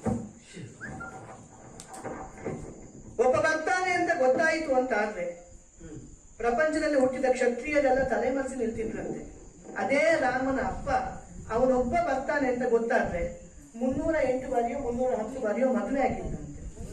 ಯಾರವನು ಅಂತ ಹೇಳಿದ್ರೆ ಕ್ಷತ್ರಿಯ ಹೌದು ಅಂತ ಗೊತ್ತಾಯಿತು ಅಂತಾದ್ರೆ ಮತ್ತೆ ಬೇರೆ ಯಾವ ಕಾರಣವೂ ಬೇಡ, ಕ್ಷತ್ರಿಯ ಹೌದಾ ಅಷ್ಟೇ ಪ್ರಶ್ನೆ, ಅಷ್ಟೇ. ಕೈಯಲ್ಲಿದ್ದಂತ ಗಂಡು ಕೊಡಲನ್ನು ಎತ್ತಿ ಎದ್ದಿದ್ದಂತ ಕ್ಷತ್ರಿಯನ ತಲೆಯನ್ನು ಕಡಿದು ನೆಲಕ್ಕೆ ಬಿಸಿಡುವಂತ ಒಬ್ಬಾತ ರಾಮನೆದುರಿಗೆ ಬಂದಾತ. ರಾಮನಲ್ಲಿ ಕೂಡ ವಾಗ್ಯುದ್ಧವನ್ನು ಮಾಡಿದ್ದನಂತೆ. ಬಂದಂತ ಪರಶುರಾಮನನ್ನು ನೋಡಿ ಮದುವೆ ಇಬ್ಬರ, ಯಾರದ್ದು? ರಾಮನದ್ದು. ಜೊತೆಗೆ ಬಂದಂತಹ ದಶರಥ ಭೂಪಾಲ ಅಯ್ಯೋ ಪರಶುರಾಮರು ಬಂದರು ಎಂಬ ಕಾರಣಕ್ಕೆ ಬೇಕಾಗಿ ಮಗನ ಹಿಂದೆ ಅಡಿಗೆ ನಿಂತಿದ್ದನಂತೆ. ಪ್ರಪಂಚದಲ್ಲಿ ಲೋಕರೂಢಿ ಇರುವುದು ಮಕ್ಕಳ ಸಂಘವರು. ಮಕ್ಕಳನ್ನು ಹಿಂದಕ್ಕೆ ನಿಲ್ಲಿಸಿ ತಾನು ಮುಂದೆ ನಿಲ್ಲಬೇಕಾದಂತಹ ದಶರಥ ಭೂಪಾಲ ರಾಮ ಅನ್ನೋರು ಪರಶುರಾಮರು ಬಂದ್ರು ಇನ್ನು ನಿಂತಿದ್ದನಂತೆ. ಅವನು ನಿಂತದಲ್ಲ, ರಾಮನೇ ಹಿಂದಕ್ಕೆ ನಿಲ್ಲಿಸಿದ್ದನಂತೆ. ನಡೆದಂತಹ ವಾಗ್ಯುದ್ಧದಲ್ಲಿ ರಾಮನಂತವನು ಕ್ಷತ್ರಿಯ ಕುಲದಲ್ಲಿ ಬಂದ ಮೇಲೆ ಇನ್ನು ನನ್ನ ಈ ಗಂಡು ಕೊಡಲಿಗೆ ಇನ್ನು ಕೆಲಸ ಕೊಡಬೇಕಾದ ಅಗತ್ಯ ಇಲ್ಲ ಅಂತ ಹೇಳಿ ನಿವೃತ್ತಿಯನ್ನು ಪಡೆದವರಂತೆ. ಹೌದು, ತನ್ನಂತಾಗಿರುವಂತ ಕ್ಷತ್ರಿಯ ಕುಲ ಭಂಜನ ಎಂಬಂತ ವೃತ್ತಿಯಿಂದ ಅಂತಹ ಪರಶುರಾಮರು ತ್ರೇತೆ ಕಳೆದು ದ್ವಾಪರಕ್ಕೆ ಬಂದ ಮೇಲೆ ಈ ದ್ವಾಪರಕ್ಕೊಬ್ಬ ರಾಮ ಬೇಡವೇ ಅಂತ ಆಲೋಚನೆ ಮಾಡಿದ್ರು. ಮಾಡಬೇಕಂತವು ಚಿರಂಜೀವಿಗಳಲ್ಲಿ. ತ್ರೇತೆಯಲ್ಲಿ ಕ್ಷತ್ರಿಯ ಕುಲದಲ್ಲಿ ಒಬ್ಬ ರಾಮನನ್ನು ಕಂಡವ ನಾನು, ದ್ವಾಪರಕ್ಕೊಬ್ಬ ರಾಮನಂತವನು ಬೇಡವೇ? ಆ ಕಾರಣಕ್ಕೆ ಬೇಕಾಗಿ ಅರ್ಹತೆಯೂ ಅಧಿಕಾರವೂ ಉಳ್ಳ ಯಾರೊಬ್ಬರಿದ್ದಾರೆ ಅವನನ್ನೇ ನಾನು ಶಿಷ್ಯನನ್ನಾಗಿ ಸ್ವೀಕರಿಸಬೇಕು ಅಂತ ದೇವವ್ರತನನ್ನು ಸ್ವೀಕರಿಸಿದವನು. ಹಾಗಾದ್ರೆ ದೇವವ್ರತನನ್ನು ಶಿಷ್ಯನನ್ನಾಗಿ ಸ್ವೀಕರಿಸುವಲ್ಲಿ ಅವರಿಗಿದ್ದಂತ ಉದ್ದೇಶ ಈ ದ್ವಾಪರಕ್ಕೊಬ್ಬ ಅಭಿನವ ರಾಮನನ್ನು ಕೊಡುವುದು. ಏನು ಮಾಡುವ, ಅರ್ಹತೆ ಅವರಿಂದ ಕೊಡಲ್ಪಟ್ಟಿತು, ಆದ್ರೆ ಅಧಿಕಾರ ತಪ್ಪಿತು. ಆಮೇಲೆ ಲೋಕೋತ್ತರ ಕೀರ್ತಿಯನ್ನು ಹೊಂದಿದಂತ ಇಬ್ಬರು ಶಿಷ್ಯಂದಿರನ್ನು ನಾವು ನೋಡುವುದಾದ್ರೆ ಒಬ್ಬರು ದ್ರೋಣಾಚಾರ್ಯರು. ಅವರಲ್ಲಿ ಶಿಷ್ಯವೃತ್ತಿಯನ್ನು ಸ್ವೀಕರಿಸಿದ್ವೋ ಇಲ್ವೋ ಆ ಪ್ರಶ್ನೆ ಬೇರೆ. ಆದರೆ ಪರಶುರಾಮರ ಅನುಗ್ರಹಕ್ಕೆ ಪಾತ್ರರಾಗಿ ಅವರಿಂದಲೇ ಧನುಸ್ಸೊಂದನ್ನು ಪಡೆದದ್ದು ಸುಳ್ಳ? ಇದನ್ನು ಬಿಟ್ರೆ ಅಂತಹ ಪರಶುರಾಮರಿಗೆ ಶಿಷ್ಯನಾಗಿ ಗುರುತಿಸಲ್ಪಡುವ ಒಬ್ಬ ಈ ಪ್ರಪಂಚದಲ್ಲಿ ಇದ್ದಾನೆ ಅಂದ್ರೆ ನೀನು. ಈಗ ಹೇಳು, ನಿನ್ನನ್ನು ನೋಡಿದ ರಾಮನನ್ನು ನೋಡಿದ ಹಾಗೆ ಆಗುತ್ತದ ಇಲ್ವೋ ನನಗೆ? ಆ ಪರಶುರಾಮರ ದಿವ್ಯ ಪದ ಕಂಜಕ್ಕೆ ಭೃಂಗನಾಗಿ ನಿಂತು ಅವರಿಂದ ಕೊಡಲ್ಪಡುವಂತಹ ಸರ್ವ ವಿದ್ಯೆಗಳನ್ನು ನೀನು ತೆಗೆದುಕೊಂಡಂತ ಒಬ್ಬಾತ ಯೋಗ್ಯತಾವಂತ ಅಂತ ಇದ್ರೆ ಈ ಪ್ರಪಂಚದಲ್ಲಿ ನನಗೆ ಕಾಣುವುದು ನೀನು. ನಿನ್ನನ್ನು ಬಿಟ್ಟ ಮೇಲೆ ಬೇರೆ ಯಾವ ಶಿಷ್ಯರನ್ನು ಕೂಡ ಲೋಕೋತ್ತರ ಕೀರ್ತಿ ಹೊಂದಿದಂತಹ ಶಿಷ್ಯರನ್ನು ಅವರು ಸಿದ್ಧ ಮಾಡಿದ್ದಾರೆ ಅಂತ ನನಗನ್ನಿಸುವುದಿಲ್ಲ. ಹಾಗಾದ್ರೆ ಅವರಷ್ಟೇ ಹೆಟ್ರು. ಯಾರೋ ಒಬ್ಬ ಬಂದಾತ ತಾನು ಬ್ರಾಹ್ಮಣ ಅಂತ ಹೇಳಿದ ಕೂಡಲೇ ಅವನನ್ನು ಕರೆದು ವಿದ್ಯೆಯನ್ನು ಧಾರೆ ಕೊಡುವಷ್ಟು ಹೆಡ್ರು ಅಂತ ಮಾಡಿದ್ದ. ಹಾಗಾದ್ರೆ ವಿದ್ಯೆಯನ್ನು ಕೊಡುವಲ್ಲಿಯೂ ಕೂಡ ಅವರಿಗೊಂದು ತನ್ನದೇ ಆಗಿರುವಂತ ಕಾಣಿಕೆ ಇರ್ತದೆ. ಅದನ್ನು ಆಲೋಚನೆ ಮಾಡಿದ್ರೆ ಅವರು ನಿನ್ನಲ್ಲಿ ರಾಮನನ್ನು ನೋಡಿದ್ದಾರೆ ಅಂತಲೇ ಅರ್ಥ. ರಾಮನಲ್ಲಿ ಇಲ್ಲದೇ ಇರುವಂತ ಯಾವ ಗುಣ ನಿನ್ನಲ್ಲಿ ಇದೆ, ಅಥವಾ ರಾಮನಲ್ಲಿ ಇದ್ದಂತ ಯಾವ ಗುಣ ನಿನ್ನಲ್ಲಿ ಇಲ್ಲದೆ ಹೋಗಿದೆ? ಆಲೋಚನೆ ಮಾಡು. ಮರ್ಯಾದೆ ಅಂದ್ರೆ ಸೀಮೆ ಅಂತ ಅರ್ಥ. ಮಾನವ ಮರ್ಯಾದೆಯ ಚರಮವನ್ನು ಮುಟ್ಟಿದಾತ ಆತ ಮರ್ಯಾದಾ ಪುರುಷೋತ್ತಮ. ಪ್ರಪಂಚದಲ್ಲಿ ಪ್ರತಿಭಾವಂತರೆಲ್ಲರಿಗೂ ಕೂಡ ತಮ್ಮ ಪ್ರತಿಭೆಯ ವಿಕಾಸ ಸಾಧ್ಯವಾಗುವುದಿಲ್ಲ. ಏನೋ ಒಂದಷ್ಟು ಸಾಮಾಜಿಕವಾದಂತಹ ಕಟ್ಟುಪಾಡುಗಳು ಅವರನ್ನು ಮುಗಿಸುವುದಕ್ಕೆ ಹೊರಡುತ್ತದೆ. ಆ ಎಲ್ಲ ಕಟ್ಟುಪಾಡುಗಳನ್ನು ಮೀರಿ ನೀನು ಹುಟ್ಟಿದಂತಹ ಜಾತಿಯ ಕಾರಣದಿಂದ ತುಳಿಯಲ್ಪಟ್ಟರು ಆ ಕಟ್ಟುಪಾಡುಗಳಿಗೆ ವಿರುದ್ಧವಾಗಿ ಅದಕ್ಕಿಂತ ವಿಶಾಲವಾಗಿ ಮರ್ಯಾದೆಯನ್ನು ವಿಸ್ತರಿಸಿಕೊಂಡಂತ ನಿನ್ನನ್ನು ನೋಡಿದ್ರೆ ಮರ್ಯಾದಾ ಪುರುಷೋತ್ತಮ ಅಂತ ಹೇಳಬೇಕು ಮಾಡು. ಏಕಪತ್ನಿ ವ್ರತಸ್ಥ ಅಂತ ಗುರುತಿಸಲ್ಪಟ್ಟವ ಅವ, ನೀನು ಅಷ್ಟೇ. ಈಗ ನೀನು ಮನಸ್ಸು ಮಾಡಿದಿದ್ರೆ ಭಾನುಮತಿಯೇ ಒಂದು ಬರ್ತಿದ್ಲು ಅಂತ ಹೇಳ್ಕೊಂಡು ಕತೆ ಕೇಳಿದ್ದೇನೆ ನಾನು. ಎಲ್ಲಿಂದ ಕೇಳ್ತು ಅಂತ ಗೊತ್ತಾಯ್ತು ಅಂತ ಹೇಳಬೇಡ. ಭಾನುಮತಿ ನಿನ್ನನ್ನು ಮೆಚ್ಚುತ್ತಿದ್ದರೋ ಏನೋ, ಯಾಕೆ ನೀನು ಮಾಡಿದ ಉಪಕಾರದಿಂದಾಗಿ. ಮದುವೆ ಆದ ಮೇಲೂ ಆ ಭಾನುಮತಿಯನ್ನು ಯಾವನೋ ಒಬ್ಬ ಯಕ್ಷ ಬಂದು ಅವರನ್ನು ಅನುಭವಿಸುವುದಕ್ಕೆ ದುರ್ಯೋಧನನ್ನು ಕಟ್ಟಿ ಹಾಕಿ, ಬೇರೆಯವರಲ್ಲಿ ಹೇಳುವಂತದ್ದಲ್ಲ. ನಾನು ಇವತ್ತಿನ ತನಕ ಬೇರೆ ಯಾರಿಗೆ ಹೇಳಿನೂ ಇಲ್ಲ, ನಿನ್ನನ್ನು ಹೇಳ್ಬೋದು. ನಾನು ಅದಕ್ಕೆ ಹೇಳಿದ್ನಲ್ಲ, ಸಭೆಯಲ್ಲಿ ಅಷ್ಟು ಮಾತಾಡಿದವ ಏಕಾಂತದಲ್ಲಿ ಎಷ್ಟು ಮಾತಾಡಬಹುದು ಅಂತ ಹೆದರಿಯೇ ನಾನು ಅಂತಹ ಭಾನುಮತಿಯೇ ನಿನ್ನನ್ನೇ ಮೆಚ್ಚಿ ಬಂದಾಗ ಊರ್ಧ್ವರೇತಸನಾಗಿ ನಿಂತವನಂತೆ ನೀನು. ಮರ್ಯಾದಾ ಪುರುಷೋತ್ತಮ ರಾಮನಿಗಿಂತ ಎಲ್ಲಿ ಕಡೆಯಾಗಿ ಕಾಣಿಸ್ತೀಯ? ಹಾಗಾಗಿ ರಾಮನಂತ ಯೋಗ್ಯತಾವಂತ ನೋಡಿದ್ರೆ ಸೂರ್ಯನಂತ ಪ್ರಭೆ. ಪ್ರಪಂಚ ಹೇಳಿತ, ಪ್ರಪಂಚಕ್ಕೆ ಏನು ಗೊತ್ತು ಹೇಳು? ಪ್ರಪಂಚ ಆಲೋಚನೆ ಮಾಡಬೇಕಾಗಿದ್ದಂತ ಕ್ರಮ ಹೇಗಿತ್ತು ಆ ರೀತಿಯಲ್ಲಿ ಪ್ರಪಂಚ ಆಲೋಚಿಸಲಿಲ್ಲ. ಅದು ಪ್ರಪಂಚದ ದೋಷವೇ ಬಿಟ್ರೆ ಅದು ನಿನ್ನ ದೋಷ ಅಂತ ಆಗ್ತದ. ನೀನು ಸೂತ ಪುತ್ರ ಅಲ್ಲ, ಸೂತ ಪಾಲಿತ ಪುತ್ರ. ಪ್ರಪಂಚವೇ ಆ ಮಾತು ಹೇಳ್ತದೆ, ಸೂತ ಪಾಲಿತ ಪುತ್ರ. ಅದು ಹೇಳುದು ಹಾಗೆ, ಮೊದಲಿಗೆ ಸೂತ ಪಾಲಿತ ಅಂತ ಹೇಳುದು, ಕೊನೆಗೆ ಹೋಗ್ತಾ ಹೋಗ್ತಾ ಸೂತ ಪುತ್ರ ಆಗಿ ಬಿಡುವುದು. ಅಲ್ಲ, ಆಮೇಲೆ ಎಲ್ಲವೋ ಸೂತ ಹಾಗೆ ಅದು ಹಾಗೆ ಅದು ಕೆಲವು ಸತಿ ಹಾಗೆ ಆಗುತ್ತದೆ. ಅದೇ ಕ್ಷತ್ರ ಕುಲ ಕುಠಾರ ನೋಡು, ಎಲ್ಲೋ ಕ್ಷಾತ್ರ ಆಗುದಿಲ್ಲ. ಅದು ಹಾಗೆ ಈ ಆಯಾ ವಲಯ ಮಟ್ಟದಲ್ಲಿ ಒಂದೊಂದು ಪ್ರಶಸ್ತಿ ಕೊಡುವಾಗ ಕೆಲವೊಂದು ಸರ್ತಿ ಹಾಗೆ ಆಗುವುದುಂಟು. ಈ ಪರಗಣಕ್ಕೆ ಸಿಕ್ಕಿದಂತ ಪ್ರಶಸ್ತಿ ಪರಗಣದ ಮಟ್ಟದ ರಾಜ್ಯ ಪ್ರಶಸ್ತಿ, ಇಲ್ಲ ಉತ್ಸವ ಪ್ರಶಸ್ತಿ, ಅದು ಕೊನೆ ಹೋಗುವಾಗ ಪರಗಣ ತೆಗೆದ ಅದು ರಾಜ್ಯ ಪ್ರಶಸ್ತಿ. ಇದು ಹಾಗೆ ಎಲ್ಲವೋ ಸೂತ್ರ ಅಂತ. ಆದ್ರೆ ಆಲೋಚನೆ ಮಾಡ್ಬೇಕಾದದ್ದು ಏನು, ಯಾರಪ್ಪ ತನ್ನ ತಾನು ಹೆತ್ತಂತ ಮಗನನ್ನು ಬುಟ್ಟಿಯಲ್ಲಿಟ್ಟು ಗಂಗೆಯಲ್ಲಿ ತೇಲಿ ಬಿಡುವಂತಹ ಹೆಣ್ಣು ಯಾರು? ಯಾಕೆ ತೇಲಿ ಬಿಟ್ಟಿರಬೇಕು? ಪ್ರಪಂಚವೊಮ್ಮೆ ಆಲೋಚನೆ ಮಾಡಬೇಕು. ಮುಳುಗಬಾರದು ಅನ್ನೋ ಉದ್ದೇಶದಿಂದ ತೇಲಿ ಬಿಟ್ಟಿರ್ಬೇಕು. ತೇಲಿ ಬಿಡಲಿ, ಆದ್ರೆ ಆ ಮಗು ಮುಂದೆಯೂ ಮುಳುಗಬಹುದಾದಂತ ಮಗು, ಆ ಸಾಧ್ಯತೆಯನ್ನೇ ಆಲೋಚಿಸದೆ ಒಬ್ಬಾಕೆ ಬಿಡುತ್ತಾಳೆ ಅಂತ ಹೇಳಿದ್ರೆ, ಹಾಗಾದ್ರೆ ಅವಳಲ್ಲಿರುವಂತಹ ಹೆಣ್ತನವೇ ಸುಳ್ಳು ಅಂತ ಆಗಿರ್ಬೇಕು. ಹೆಣ್ಣು ಅಂದ್ರೆ ಏನು? ಹೆರುವವಳು ಎಂಬಂತ ಅರ್ಥಸ್ಫೂರ್ತಿಯನ್ನು ಹೊಂದಿದ್ದಕ್ಕೆ ಹೆಣ್ಣು ಅಂತ ಹೆಸರು. ಹಾಗಾದ್ರೆ ತನ್ನ ಹೆಣ್ತನಕ್ಕೆ ಮೀರಿದಂತ ಬಲವತ್ತರವಾದಂತಹ ಕಾರಣ ಇಲ್ಲದೆ ಹೋದ್ರೆ ತಾನು ಹೆತ್ತ ಮಗುವನ್ನು ಯಾರೊಬ್ಬ ಆದ್ರೂ ಹಾಗೆ ಬಿಟ್ಟಾಳ? ಹಾಗಾದ್ರೆ ಮೀರಿದಂತ ಕಾರಣ ಏನಿದ್ದಿರಬಹುದು ಅಂತ ಆಲೋಚನೆ ಮಾಡಿದ್ರೆ ಮರ್ಯಾದೆ. ಅದು ಒಂದು ಈ ಪ್ರಪಂಚದ ಮರ್ಯಾದೆಗೆ ಅಂಜಿ ಬಿಟ್ಟಿರ್ಬೇಕು. ಹಾಗಾದ್ರೆ ಪ್ರಪಂಚದ ಮರ್ಯಾದೆಗೆ ಅಂಜುವಂತ ಹೆಣ್ಣು ಅವಳು ಅಂತ ಅಂದ್ರೆ ಅವಳು ಯಕಚಿತ ಸ್ತ್ರೀ ಆಗಿರ್ತಾಳ? ಯಾವುದೋ ಕುಲೀನ ಮನತಂದವಳೇ ಆಗಿರುವುದಿಲ್ವಾ? ಸಾಮಾನ್ಯ ಕುಲವೇ ಗೊತ್ತಿಲ್ಲದ ಹೆಣ್ಣೊಬ್ಬರಿಗೆ ಪ್ರಪಂಚದ ಹೆದರಿಕೆ ಉಂಟಾ? ಹಾಗಾದ್ರೆ ಪ್ರಪಂಚ ಅದನ್ನ ಆಲೋಚನೆ ಮಾಡಲಿಲ್ಲ. ಪ್ರಪಂಚ ಏನ್ ಹೇಳ್ತು? ಸೂತಪಾಲಿತ ಪುತ್ರನಿಗೆ ಸೂತನಿಗೆ ಆ ಪುತ್ರ ಸಿಕ್ಕಿದ ಹೇಗೆ ಅಂತ ಆಲೋಚನೆ ಮಾಡಿದ್ರೆ ನೀನೊಬ್ಬ ಕುಲೀನ ಮನತಂದವ ಅಂತ ಪ್ರಪಂಚ ಒಪ್ಪುತ್ತಿತ್ತು. ಏನ್ ಮಾಡುವ? ಪ್ರಪಂಚ ಆ ರೀತಿಯಲ್ಲಿ ಆಲೋಚಿಸಲಿಲ್ಲ. ಕೆಲವು ಸರ್ತಿ ಶಾಪ ಅಂತ ಹೇಳುವುದು ಕೂಡ ವರ ಅಂತ ಹೇಳಿ ಪರಿಗಣಿಸಲ್ಪಡ್ತದಂತೆ. ದಶರಥನಿಗೆ ಹಾಗಾಗಿತ್ತಂತೆ. ಮೃಗಯ ನಿಮಿತ್ತವಾಗಿ ಹೋದಂತ ಮಕ್ಕಳಿಲ್ಲದ ದಶರಥ ಭೂಪಾಲ ಎಲ್ಲೋ ಒಂದು ಕಡೆಯಲ್ಲಿ ಕೇಳಿದಂತ ಶಬ್ದವನ್ನು ಕೇಳಿ ಆನೆ ನೀರು ಕುಡಿಯುತ್ತಿರಬೇಕು ಅಂತ ಕೈಯಲ್ಲಿದ್ದಂತ ಬಾಣವನ್ನು ಶಬ್ದವೇದಿ ವಿದ್ಯೆಯಿಂದ ಬಿಟ್ಟರಂತೆ. ಆದ್ರೆ ಆನೆಯ ಕೀಳಿಡುವಿಕೆಯ ಬದಲಿಗೆ ಹಾ ಕೊಂದೆಯಾ ಎಂಬಂತ ಮಾತು ಕೇಳಿದಂತೆ. ಹೋಗಿ ನೋಡಿದ್ರೆ ಸತ್ತವನೊಬ್ಬ ಹುಡುಗ, ಇನ್ನೂ ಅರೆಬರೆ ಜೀವ ಇದ್ದ ಆತನನ್ನು ಕೇಳಿದಾಗ ತಂದೆ ತಾಯಿಗಳಿಬ್ಬರಿಗೂ ಕಣ್ಣಿಲ್ಲ, ನೀರು ಕುಡಿಬೇಕು ಅಂತ ಹೇಳಿದ್ರು, ಯಾತ್ರೆ ಮಾಡ್ತಾ ಇದ್ದೆ ಅದಕ್ಕಾಗಿ ಬಂದೆ, ಕೊಂದಿಯಲ್ಲ, ನನ್ನ ಅಪ್ಪ ಬಂದ್ರೆ ನೀರು ಕೊಡೋದು ಯಾರು ಅಂತ ಕೇಳಿದಾಗ ನಾನು ಕೊಡ್ತೇನೆ ಅಂತ ತಂದನಂತೆ. ತಂದಂತ ಹೊತ್ತಿನಲ್ಲಿ ಬಂದ್ಯ ಮಗು, ನೀರು ತಂದಿಯ? ತಂದೆ ತಾಯಿಗಳು ಕೇಳುವಾಗ ಸುಮ್ಮನೆ ನೀರಿತ್ತನಂತೆ. ಯಾರು ನೀನು? ಪ್ರಶ್ನೆ ಬಂತು. ನಾನು ದಶರಥ ಭೂಪಾಲ, ನನ್ನ ಮಗ ಯಾಕಿಲ್ಲ? ಹೀಗಾಯಿತು ವಿಷಯ. ಒಂದು ಬಿರು ಮಾತುಗಳನ್ನಾಡಿ ಆ ವೃದ್ಧ ದಂಪತಿಗಳು ಅಲ್ಲೇ ಸತ್ತರಂತೆ. ಇದ್ದ ಒಬ್ಬ ಕುಮಾರನನ್ನು ಜೀವನಕ್ಕೆ ಬೇಕಾಗಿದ್ದಂತ ಮಗನನ್ನು ಕೊಂದು ಕಳೆದೆಯ? ನಿನಗೆ ಮಕ್ಕಳಿಲ್ಲದ ಹೊತ್ತಿನಲ್ಲಿ ನಿನಗೆ ಸಾವು ಸಂಭವಿಸಲಿ. ಬೇಸರವಾದದ್ದು ಹೌದು ದಶರಥನಿಗೆ.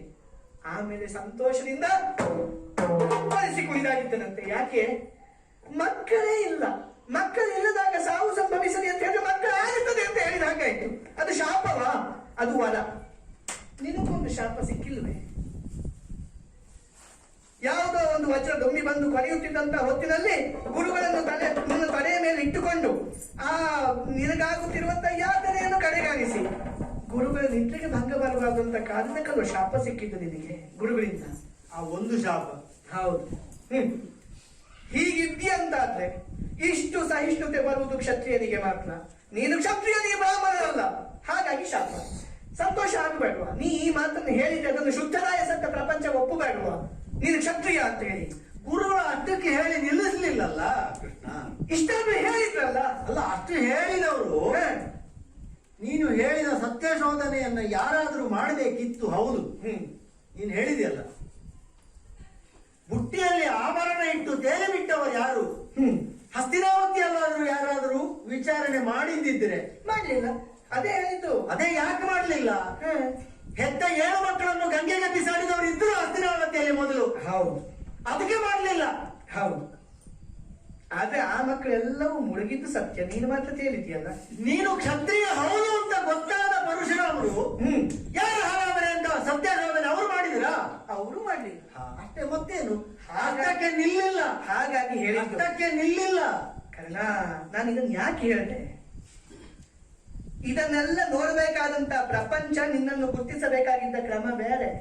ಅದು ಪ್ರಪಂಚ ಗುರ್ತಿಸಿದ್ದ ಹಾಗೆ ಸೂತಜ, ಸೂತ ಪಾಲಿತ ಪುತ್ರ, ಕೊನೆಯಲ್ಲಿ ಸೂತ. ಅಷ್ಟೇ ಅಲ್ವಾ ಹೇಳಿದ್ದು?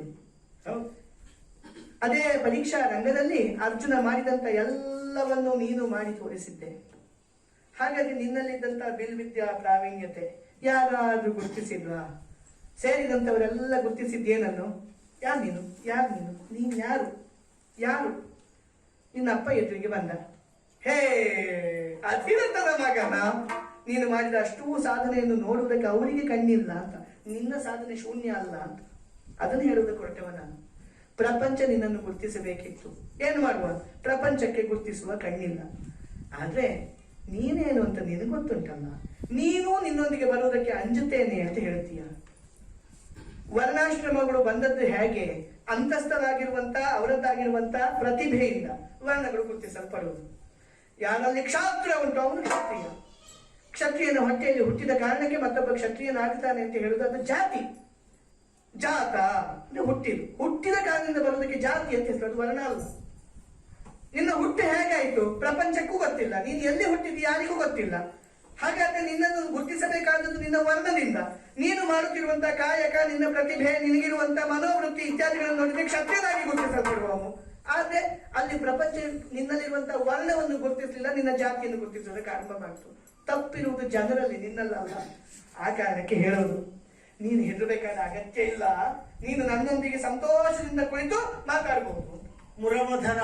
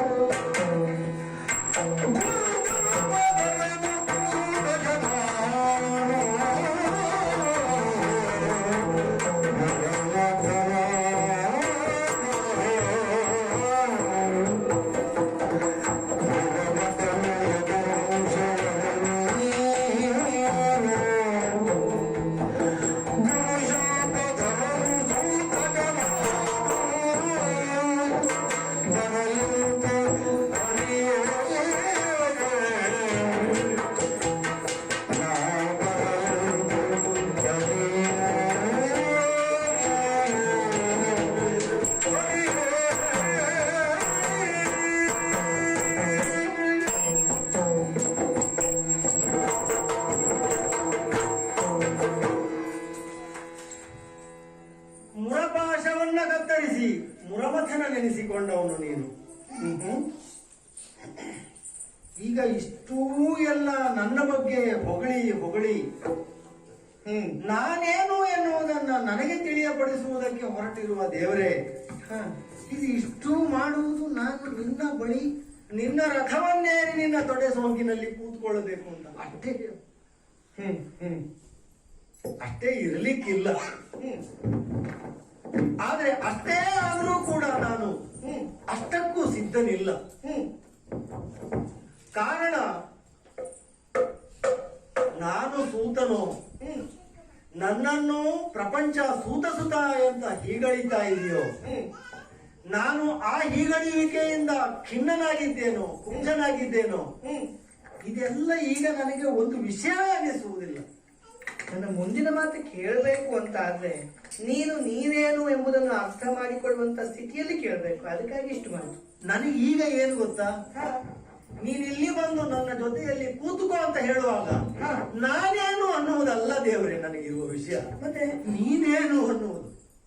ಯಾಕಪ್ಪ? ಹೌದು, ಉದ್ದೇಶ ಒಳ್ಳೆಯದೇ ಇದ್ದದ್ದು ನನ್ನದು. ಅದಮ್ಯ ಉತ್ಸಾಹ ಉತ್ಸಾಹ ನನಗೆ ಧನುರ್ವೇದದ ಬಗ್ಗೆ. ಹ್ಮ್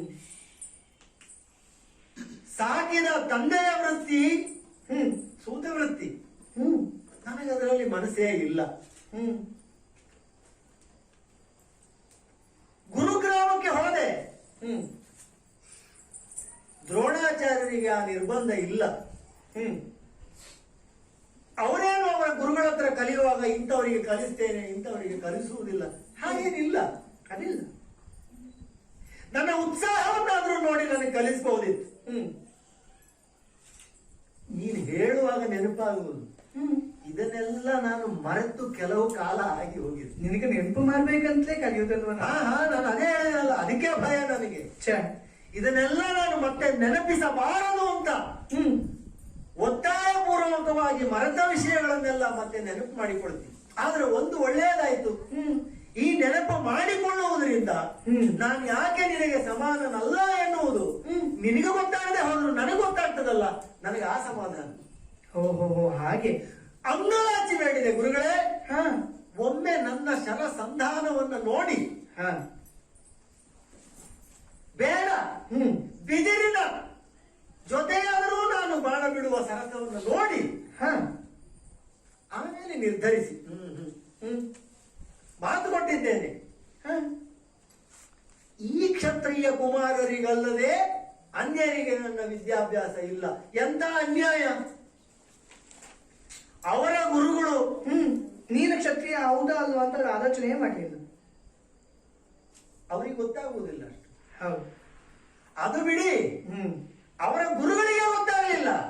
ಹಾ ಹಾ ಹಾ ಎದುರಿಗೆ ಬರ್ತಾ ಇರುವ ಕ್ಷತ್ರಿಯನಿಗೆ ಮದುವೆ ಆಗಿದೆಯೋ ಇಲ್ವೋ ಅಂತ ಗೊತ್ತಾಗದೆ ಇರುವ ಪರಶುರಾಮರಿಗೆ ಬಂದವ ಕ್ಷತ್ರಿಯ ಹೌದಲ್ವ ಅಂತ ಗೊತ್ತಾಗ್ತದೆ. ಅದು ಹಾಗೆ ಅವರು ಬ್ರಾಹ್ಮಣರಾಗಿ ಹುಟ್ಟಿದ್ರು, ಅವರಲ್ಲಿ ಇದ್ದದ್ದು ಶಾಸ್ತ್ರವೇ. ನೀನು ಹೇಳಿದ ಕತೆ ಹೇಳುವುದು. ಅವರಿಗೆ ತಲೆಯಲ್ಲಿ ಏರ್ಬೇಕಾದ್ರೆ ಏನು ಅವ್ರ ಮತ್ತೆ ತಕೊಳ್ಬೇಕಂತಿಲ್ಲ ಅಷ್ಟೇ ಅಲ್ವಾ? 21 ಸಾರಿ ಭೂ ಪ್ರದಕ್ಷಿಣೆ ಮಾಡುವಾಗಲೂ ಅವರಿಗೆ ತಲೆ ಪ್ರದಕ್ಷಿಣೆ ಆಗ್ತಾ ಇದ್ದದ್ದು. ಹೌದು. ಇಲ್ಲದೆ ಹೋದ್ರೆ ರಾಮನ ಮದುವೆ ಆಗಿ ಹೊಸ ಮದುಮಕ್ಕಳ ಜೊತೆ ಬರ್ತಾ ಇದ್ದದಲ್ವಾ ದಶರಥ. ಹೌದು. ಏನ್ ಬೇಕಿತ್ತು ಯುದ್ಧ?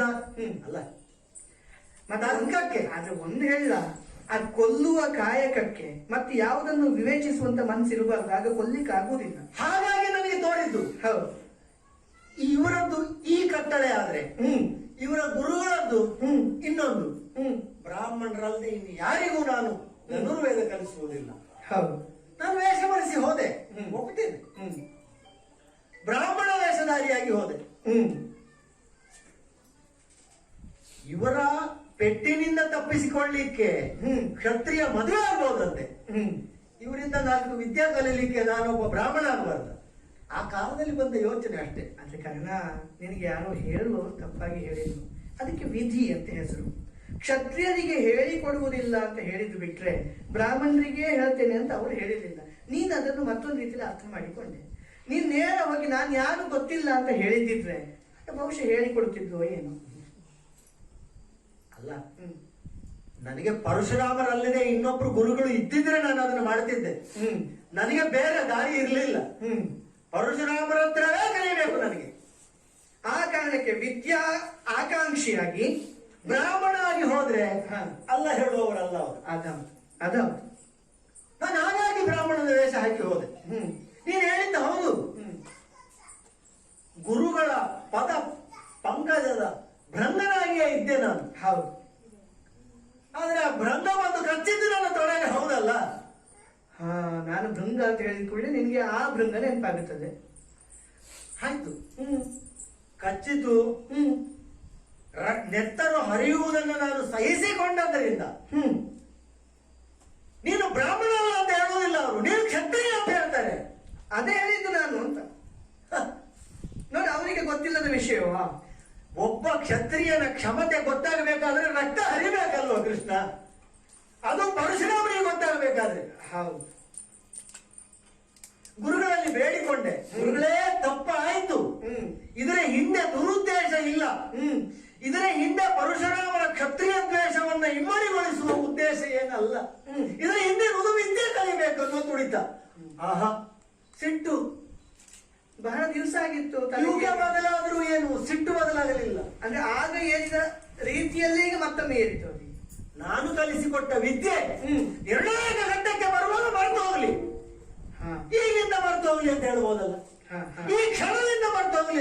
ಹಾಗಾದ್ರೆ ಗುರು ಸೇವೆ ಮಾಡಿದ ಪುಣ್ಯ ಒಂದು ಸ್ವಲ್ಪ ಇತ್ತು ಅಂತಾಯ್ತು.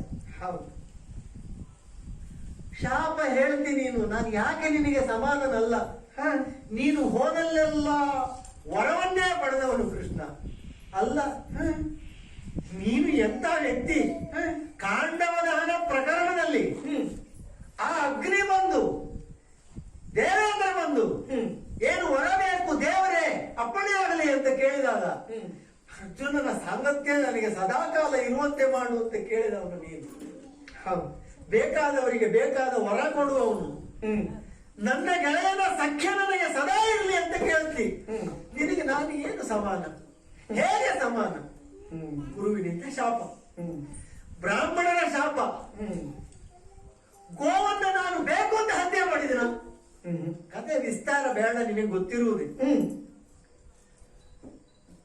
ಅದೊಂದು ಆಕಸ್ಮಿಕ. ಆಕಸ್ಮಿಕ. ಹೌದು. ಕೈಯಲ್ಲಿ ಹಿಡಿದಿರುವುದು ಕೊಡಲಿ ಅಂತ ಹೇಳ್ಬೋದು. ಕೊಡಲಿಯ ಹಿಡಿ ಕೈಯಲ್ಲಿರುವುದು ಕೊಡಲಿ ಅಲ್ಲ. ಅವರ ಹರಿತಧಾರೆ ಹಿಡಿತದ ನಿಯಂತ್ರಣ ತಮಗೆ ಹಾರಿ ಹೋದ್ರೆ ಹಿಡಿದವನದ್ದೇ, ಕರ್ತೃತ್ವ ಅವನದ್ದೇ. ಆದರೂ ನೀನು ಹೇಳಿದೆಯಲ್ಲ ವಿಧಿ ಹಾಗುಂಟು, ತನ್ನ ತಲೆ ಮೇಲೆ ಬಿತ್ತು ಅಂತ ಮಾಡುವ. ಶಾಪ ಯಾರಿಗೆ? ಶಾಪ ಹಿಡಿದವನು. ಅದು ಹಿಂದೆ ವಾಲಿಗೂ ಹಾಗೆ ಆಗಿತ್ತಂತೆ. ಅವ ಕೊಂದದ್ದು ರಾಕ್ಷಸನನ್ನೇ. ಕೊಲ್ಲುವಂತ ಹೊತ್ತಿನಲ್ಲಿ ತಿರುಗಿಸಿದಾಗ ಆ ರಾಕ್ಷಸನ ಬಾಯಿಯಿಂದ ಹಾರಿದಂತ ನೆತ್ತರು ಹೋಗಿ ಬಿದ್ದದ್ದಂತೆ ಮಾತಂಗರ ಆಶ್ರಮಕ್ಕೆ. ರಾಕ್ಷಸನನ್ನು ಕೊಂದದ್ದು ಅಂತ ಅವ್ರು ವರ ಕೊಡ್ಬೇಕಿತ್ತು, ಅವ್ರು ಕೊಟ್ಟದ್ದು ಶಾಪವೇ ಅಲ್ವಾ? ಹುಲ್ಲು ಕಚ್ಚಿ ಆದ್ರೂ ಸಾಯಬಹುದು, ಹೌದು. ಮಣ್ಣು ಕಚ್ಚಿ ಸಾಯುವುದುಂಟು ನೋಡು. ಸಾಯುವಾಗ ಮಣ್ಣು ಕಚ್ಚುವುದು ಅಂತ ಒಂದು ಮಾತು. ಇನ್ನದೇ ನನಗೆ ಇನ್ನದೇ. ಹಾಗಾಗಿ ನಿನಗೆ ಯಾವ ರೀತಿಯಿಂದಲೂ ನಾನು ಸಮಾನನಲ್ಲ. ಆ ಪ್ರಯತ್ನಕ್ಕಿನ್ನು ನೀನು ಹೋಗಬೇಡ. ಕೊನೆಯದಾಗಿ ಹೇಳ್ತೇನೆ, ಯಾರೋ ಒಬ್ರು ಮಹನೀಯರು ಹೇಳಿದರಂತೆ, ಪಾಂಡವರೆಂಬ ಧರ್ಮ ವೃಕ್ಷಕ್ಕೆ ಶ್ರೀಕೃಷ್ಣ ಮೂಲ ಬೇರು, ಕೌರವರೆನ್ನುವ ಅಧರ್ಮ ವೃಕ್ಷಕ್ಕೆ ಕರ್ಣಕಾಂಡ, ಅಲ್ಲಿಯೂ ಸಮಾನತೆ ಇಲ್ಲ. ನಾನು ಬೇರಲ್ಲ ಅಧರ್ಮ ವೃಕ್ಷಕ್ಕೆ. ಹಾಗಾಗಿಯೂ ನಾನು ನಿನಗೆ ಸಮಾನನಲ್ಲ. ಇನ್ನೀ ಪ್ರಯತ್ನ ಮುಂದುವರಿಸಬೇಡ. ನಿನ್ನ ರಥವನ್ನೇರಿ ನನ್ನನ್ನು ಇನ್ನೂ ಇನ್ನೂ ಇನ್ನೂ ಭೂಮಿಯಿಂದ ಪಾತಾಳಕ್ಕೆ ಇಳಿಸಬೇಡ ಕೃಷ್ಣ. ಏನು ವಿಷಯ ಅಂತ ಹೇಳಿಬಿಡು ಹೋಗಿ. ಅಂತೂ ಏನೇ ಹೇಳಿದ್ರು ಕೂಡ ನಿನ್ನನ್ನು ನೀನು ಅರ್ಥ ಮಾಡಿಕೊಳ್ಳುವುದರಲ್ಲಿ ವೈಫಲ್ಯವನ್ನು ಕಾಣ್ತಾ ಇದ್ದೀಯ ಅಂತಾಯ್ತು. ನಾನೊಂದು ಕತೆ ಹೇಳ, ಒಳ್ಳೆ ಒಂದು ಕತೆ ಹೇಳ. ಕತೆ ಕೇಳುವ ಹಾಗೆ ಕೇಳಬೇಕು. ಕತೆ ಕೇಳುವಾಗ ಮಧ್ಯೆ ಪ್ರಶ್ನೆ ಮಾಡ್ಲಿಕ್ಕಿಲ್ಲ ಅಲ್ಲ. ಏನೇ ಹೇಳಿದ್ರು ಹೂ ಹೇಳಬೇಕು. ಕಥೆಯಲ್ಲಿ ಒಂದು ಕಥನ ಕಲೆ ಅಂತ ಇರ್ತದೆ. ಕತೆ ಹೇಳ್ತಾ ಹೋದ ಹಾಗೆ ಆ ಕತೆ ನನ್ನದೇ ಕಥೆಯಾಗಿ ಗುರುತಿಸಲ್ಪಡುವುದು, ಅಲ್ಲಿರುವ ಪಾತ್ರ ತಾನೇ ಆಗಿ ಗುರುತಿಸಲ್ಪಡುವುದು. ನಾಟಕ ನೋಡುವಂತ ಒಬ್ಬ ಶ್ರೋತೃವಿಗೆ ಹಾಗೆ ಅನ್ನಿಸ್ತದಂತೆ, ಅಲ್ಲಿ ಬಂದಿರುವ ಆ ಪಾತ್ರ ನಾನೇ ಅಲ್ವಾ, ಅಲ್ಲಿ ಕಾಣುತ್ತಿರುವಂತ ಬದುಕು ನನ್ನದೇ ಅಲ್ವಾ ಅಂತ ಅನ್ನಿಸ್ತದಂತೆ. ನೋಡು, ನಿನಗೂ ಏನೇನು ಅನ್ನಿಸಿ ಬಿಟ್ರೆ ಒಂದು ಕತೆ ಹೇಳ. ದೇವರೇ, ಕಪಟ ನಾಟಕಿ ನೀನು. ನೀನು ಹೇಳುವ ಕಥೆಯನ್ನು ನಾನು ನಾಟಕವಾಗಿ ಆಡಿಸಿ ಕೇಳೋಣ. ದುರ್ಯೋಧನ ಹೇಳಿದ್ದಕ್ಕೆಲ್ಲ ನಿನ್ನ ಕಿವಿ ಕೊಟ್ಟವ ಅಲ್ವಾ? ಒಂದು ಬಾರಿ ಇಲ್ಲಿ ಕುಳಿತು ನನ್ನ ಕತೆಗೂ ಸ್ವಲ್ಪ ಕಿವಿ ಕೊಡ್ತೀಯ? ಮೈಯೆಲ್ಲ ಕಿವಿಯಾಗಿ ಕೇಳ್ತೇನೆ. ಹಾಗಾದ್ರೆ ಹೇಳ್ತೇನೆ.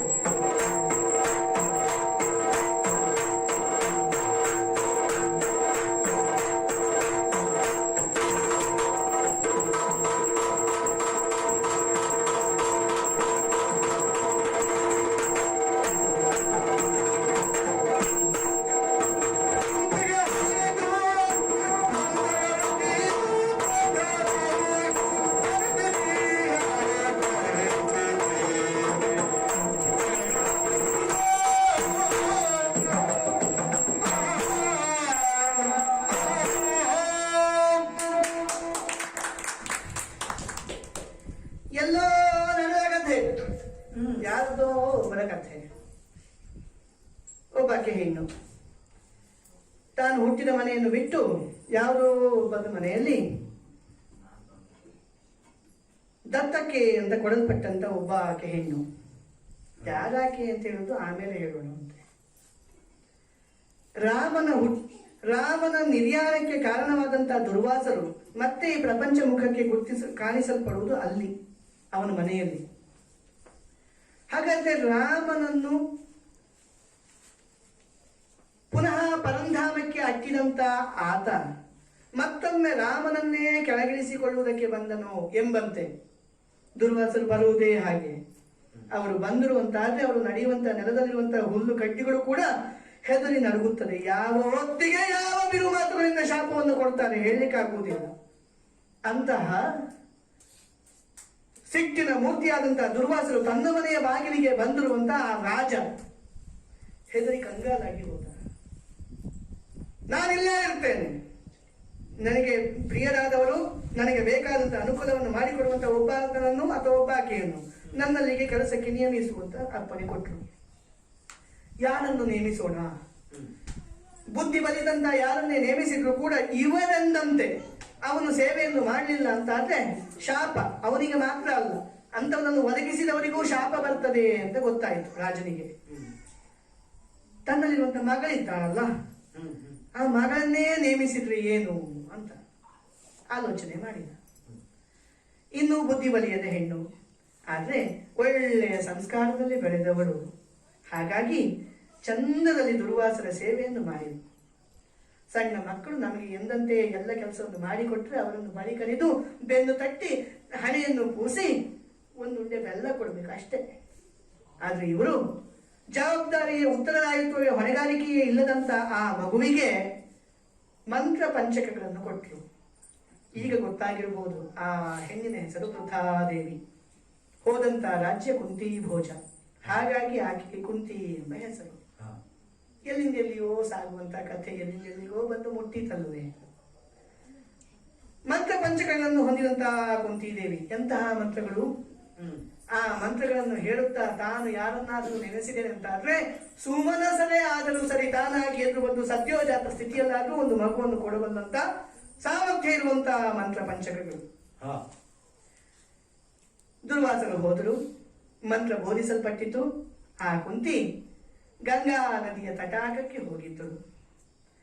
ಗಂಗೆಯ ನೀರಿನಲ್ಲಿ ಆಟವನ್ನಾಡುತ್ತಾ ಅಲ್ಲೇ ಸುತ್ತಮುತ್ತ ನೋಡುತ್ತಾ ತನ್ನಷ್ಟಕ್ಕೆ ತಾನು ಆಡುತ್ತಲಿದ್ದಂತ ಆ ಹೆಮ್ಮಗುವಿಗೆ ತನ್ನಲ್ಲಿದ್ದಂತ ಹೆಣ್ತನ ಜಾಗೃತವಾಗುವುದಕ್ಕೆ ಆರಂಭವಾಯಿತು. ಪ್ರಕೃತಿಯೇ ಹೆಣ್ಣಲ್ಲವೇ? ಸುತ್ತ ನೋಡಿದಾಗ ಎಲ್ಲೆಲ್ಲೂ ಕೂಡ ಹೊಸ ಜೀವವನ್ನು ಕೊಡುವಂತ ಪ್ರಕೃತಿಯ ನಾವೀನ್ಯತೆ ಕಣ್ಣಿಗೆ ಕಾಣುವುದಕ್ಕೆ ಆರಂಭವಾಯಿತು. ಅತ್ತ ನೋಡಿದ್ರೆ ಹಾರುವ ಕುಣಿಯುವ ಜಿಂಕೆಗಳು ಎಲ್ಲವೂ ಕೂಡ ತನ್ನ ಮರಿಗೆ ಹಾಲುಡಿಸುತ್ತಾ ನಿಂತದ್ದನ್ನು ನೋಡಿದ್ಲು. ಮೇಲಕ್ಕೆ ಒಮ್ಮೆ ಕತ್ತೆತ್ತಿ ನೋಡಿದ್ರೆ ಅಲ್ಲಿ ತನ್ನ ಮಗುವಿಗೆ ಗುಟುಕನ್ನು ಕೊಡುವಂತಹ ಹಕ್ಕಿಗಳು ಕಾಣಿಸಿತು. ಹೆಣ್ಮಕ್ಕಳಿಗೂ ಗಂಡು ಮಕ್ಕಳಿಗಿರುವಂತಹ ವ್ಯತ್ಯಾಸ ಅಷ್ಟೇ. ಗಂಡು ಮಕ್ಕಳನ್ನ ಆಡುವುದಕ್ಕೆ ಬಿಡು, ಕೈಯಲ್ಲಿ ಒಂದು ಮರದ ತುಂಡು ಇನ್ನೊಂದು ಮರದ ತುಂಡು ಎರಡೂ ಜಪ್ಪವೆ, ಅದೇ ಹೆಣ್ಮಕ್ಳನ್ನ ಆಡುವುದಕ್ಕೆ ಬಿಡು. ಒಂದು ಆ ಹೆಣ್ಮಕ್ಳು ಅಳುತ್ತಾ ಕುಳಿತಿದ್ರೆ ಅದ್ರ ಕೈಗೆ ಒಂದು ಇಷ್ಟುದ್ದದ ಮರದ ತುಂಡು ಕೊಟ್ಟು ಅದ್ರ ಮೇಲೆ ಒಂಚೂರು ಬಟ್ಟೆ ಹಾಕಿ ಎಂತದನ್ನ ಅಳುವುದು ನೀನು, ಕೈಯಲ್ಲಿ ನೋಡಿ ನೀನ್ ಹತ್ತಿ ನಿನ್ನ ಮಗು ಆಗ್ತದೆ. ಹೆಣ್ಣಿನಲ್ಲಿರುವಂತಹ ಹೆಣ್ತನ ಜಾಗೃತ ಆಗ್ತದೆ. ಆ ಮಗುವನ್ನು ಕಡೆ ಮೇಲೆ ಇಟ್ಟುಕೊಂಡು ತನ್ನ ಅಳುವನ್ನು ನಿಲ್ಲಿಸ್ತದೆ. ಆ ಮಗುವನ್ನು ಲಾಲಿಸಿ ಪಾಲಿಸುವುದಕ್ಕೆ ಆರಂಭ ಮಾಡುತ್ತದೆ. ಹೆಣ್ಣಿನಲ್ಲಿ ಹೆಣ್ಣುತನ ಅಂತಸ್ಥವಾಗಿ ಸಣ್ಣ ಎಳೆಮರೆಯದಿಂದಲೇ ಕಾಣಿಸುತ್ತದೆ. ಸುತ್ತಲಿನ ಪ್ರಕೃತಿಯನ್ನು ನೋಡ್ತಾ ಇದ್ದಂತ ಆ ಹೆಣ್ಣಿಗೆ ತನ್ನಲ್ಲಿದ್ದಂತ ಹೆಣ್ತನ ಜಾಗೃತವಾಯಿತು. ದುರ್ವಾಸರು ಕೊಟ್ಟಿದ್ದಂತಹ ಮಂತ್ರಗಳು ನೆನಪಾಯಿತು. ಅತ್ತ ನೋಡಿದ್ಲು, ಇತ್ತ ನೋಡಿದ್ಲು, ಯಾರನ್ನು ಕರೀಲಿ, ಈ ಮಂತ್ರ ಏನು ಮಾಡಿತ್ತು, ಮಗು ಅಂದ್ರೆ ಹೇಗಿದ್ದೀತು, ನನಗೂ ಈಗೊಂದು ಮಗು ಇದ್ದಿದ್ರೆ ನಾನು ಒಬ್ಬಾಕಿ ಬಂದದ್ದು, ದತ್ತಕ್ಕೆ ಬರಬೇಕಾದ್ರೆ ಬೇರೆ ಮಕ್ಕಳಿಲ್ಲ ಅಂತಲೇ ಅರ್ಥ. ತಾನೊಬ್ಬಳೇ ಆಡ್ತಾ ಇದ್ದೇನೆ, ಹಾಗಾದ್ರೆ ನನಗೊಂದು ಮಗು ಒಟ್ಟಿಗೆ ಸಿಕ್ಕಿತ್ತು ಅಂತಾದ್ರೆ ನಾನು ಎಷ್ಟು ಚಂದ ಆಡ್ಬೋದು ಎಲ್ಲ ಆಲೋಚನೆ ಮಾಡಿದಂತ ಆ ಹೆಣ್ಮಗು ಮೇಲೆ ನೋಡಿದಾಗ ಸೂರ್ಯ ಕಂಡ. ಸೂರ್ಯ ಇದ್ದಾನೆ, ಅವನನ್ನೇ ಕರೀತೇನೆ ಅಂತ ಹೇಳಿದ್ಲು. ಮಂತ್ರವೊಂದನ್ನು ಪಠಿಸಿದ್ಲು. ಏನಾಯಿತು ಅಂತ ಗೊತ್ತಾಗಬೇಕಾದ್ರೆ ಮೊದಲೇ ಸದ್ಯೋಜಾತ ಸ್ಥಿತಿಯಲ್ಲಿ ಆಕೆ ಸೂರ್ಯನಿಂದ ಗರ್ಭ ಧರಿಸಿದ್ಲು. ಮಗುವೊಂದು ಹುಟ್ಟಿಯೇ ಬಿಟ್ಟಿತು. ಮಗುವನ್ನು ಲಾಲಿಸಿದ್ಲು, ಪಾಲಿಸಿದ್ಲು. ಹೆಂಡತನಲ್ವೇ, ಆ ಹೆಂಡತನ ಸಾರ್ಥಕ್ಯಕ್ಕಾಗಿಯೇ ಪಡೆದಂತ ಮಗು ಅಲ್ವೇ. ಲಾಲಿಸಿ ಪಾಲಿಸಿ ಎಲ್ಲ ಆದ್ಮೇಲೆ ಇನ್ನು ಮನೆಗೆ ಹೋಗಬೇಕು ಅಂತ ಹೇಳುವಾಗ ಹೆಂಡತನ ಜಾಗೃತಿ ಆದಂತದ್ದಕ್ಕಿಂತ ಹೆಚ್ಚಿನದ್ದಾದಂತ ಮರ್ಯಾದೆಯ ಪ್ರಶ್ನೆ ಕಾಡುವುದಕ್ಕೆ ಆರಂಭವಾಯಿತು. ಏನು ಮಾಡಲಿ, ಕೈಯಲ್ಲಿ ಮಗು, ನಾನಿನ್ನೂ ಕನ್ಯೆ. ಹಾಗಾಗಿ ಈ ಮಗುವನ್ನು ತೆಗೆದುಕೊಂಡು ಹೋದ್ರೆ ಯಾರ ಮಗು ಅಂತ ಹೇಳಬೇಕು, ಯಾಕೆ ಹುಟ್ಟಿತು ಅಂತ ಹೇಳಬೇಕು, ಯಾರಿಂದ ಹುಟ್ಟಿತು ಅಂತ ಹೇಳಬೇಕು. ಮಂತ್ರ ಪಂಚಗಳನ್ನು ತನಗೊಬ್ಬರಿಗೆ ಬಿಟ್ಟು ಬೇರೆಯೊಬ್ಬರಿಗೆ ಗೊತ್ತಿಲ್ಲ. ತಾನು ಹೇಳಿದಂತ ಮಾತನ್ನು ಮತ್ತೊಬ್ಬರು ನಂಬುತ್ತಾರೆ ಅಂತ ಹೇಳಿ ನನಗನ್ನಿಸುವುದಿಲ್ಲ. ಮಗುವನ್ನೇನು ಮಾಡ್ಲಿ? ಆ ಹೊತ್ತಿಗೆ ಹೊಡೆದದ್ದು ಒಂದೇ, ಪಕ್ಕದಲ್ಲಿ ಬಿದ್ದಂತ ಯಾವುದೋ ಗಿಡದಿಂದ ಬುಟ್ಟಿ. ಆ ಬುಟ್ಟಿಯ ಮೇಲೆ ತಾನು ಹಾಕಿಕೊಂಡಿದ್ದಂತ ಶಲ್ಯವನ್ನೇ ಹರಿದು ಹಾಸಿದ್ಲು. ಮಗುವನ್ನಿಟ್ಟಳು. ಈ ಮಗುವನ್ನು ಏನು ಮಾಡಲಿ ಅಂತ ಗೊತ್ತಾಗದೆ ಗಂಗೆಯನ್ನು ನೋಡಿದ್ಲು. ಗಂಗೆಯ ಮೇಲೆ ಆ ಬುಟ್ಟಿಯನ್ನು ತೇಲಬಿಟ್ಲು. ಸಿಕ್ಕಿದವರು ಯಾರಾದ್ರೂ ಸಾಕಿದ್ರೆ ಸಾಕಲಿ ಅಂತ ಹೇಳಿ ಪ್ರಲೋಭನೆಗೆ ಬೇಕಾಗಿ ತಾನು ಹಾಕಿಕೊಂಡಿದ್ದಂಥ ಒಡವೆಗಳನ್ನೆಲ್ಲ ಒಂದು ಸಣ್ಣ ವಸ್ತ್ರದಲ್ಲಿ ಗಂಟು ಕಟ್ಟಿ ಮಗುವಿನ ಪಕ್ಕದಲ್ಲಿಟ್ಟಳು. ಭಾರವಾದಂತಹ ಮನಸ್ಸಿನಿಂದ ಬುಟ್ಟಿಯನ್ನು ತೇಲಬಿಟ್ಟಳು. ತನ್ನ ಹೊಟ್ಟೆಯಲ್ಲಿ ಹುಟ್ಟಿದಂತ 7 ಮಕ್ಕಳನ್ನು ಮುಳುಗಿಸಿಕೊಂಡಂತ ಆ ಗಂಗೆ ಈ ಮಗುವನ್ನು ತೇಲಿಸಿದಳು. ತೇಲುತ್ತಾ ತೇಲುತ್ತಾ ತೇಲುತ್ತಾ ಮಗು ಈ ಹಸ್ತಿನಾವತಿಗೆ ಬಂದು ಮುಟ್ಟಿತು. ಕತೆ ಮುಂದುವರಿಸಬೇಕಾ? ಆ ಮಗು ಯಾರು ಅಂತ ಗೊತ್ತಾಗ್ಬೇಕಾ? ಹಸ್ತಿನಾವತಿಗೆ ಮುಟ್ಟಿತು. ಅಧಿರಥನೆಂಬಾತ ಮಗುವನ್ನು ಸಾಕು ಸಾಕು ಸಾಕು ಕೃಷ್ಣ, ಸಾಕು ಸಾಕು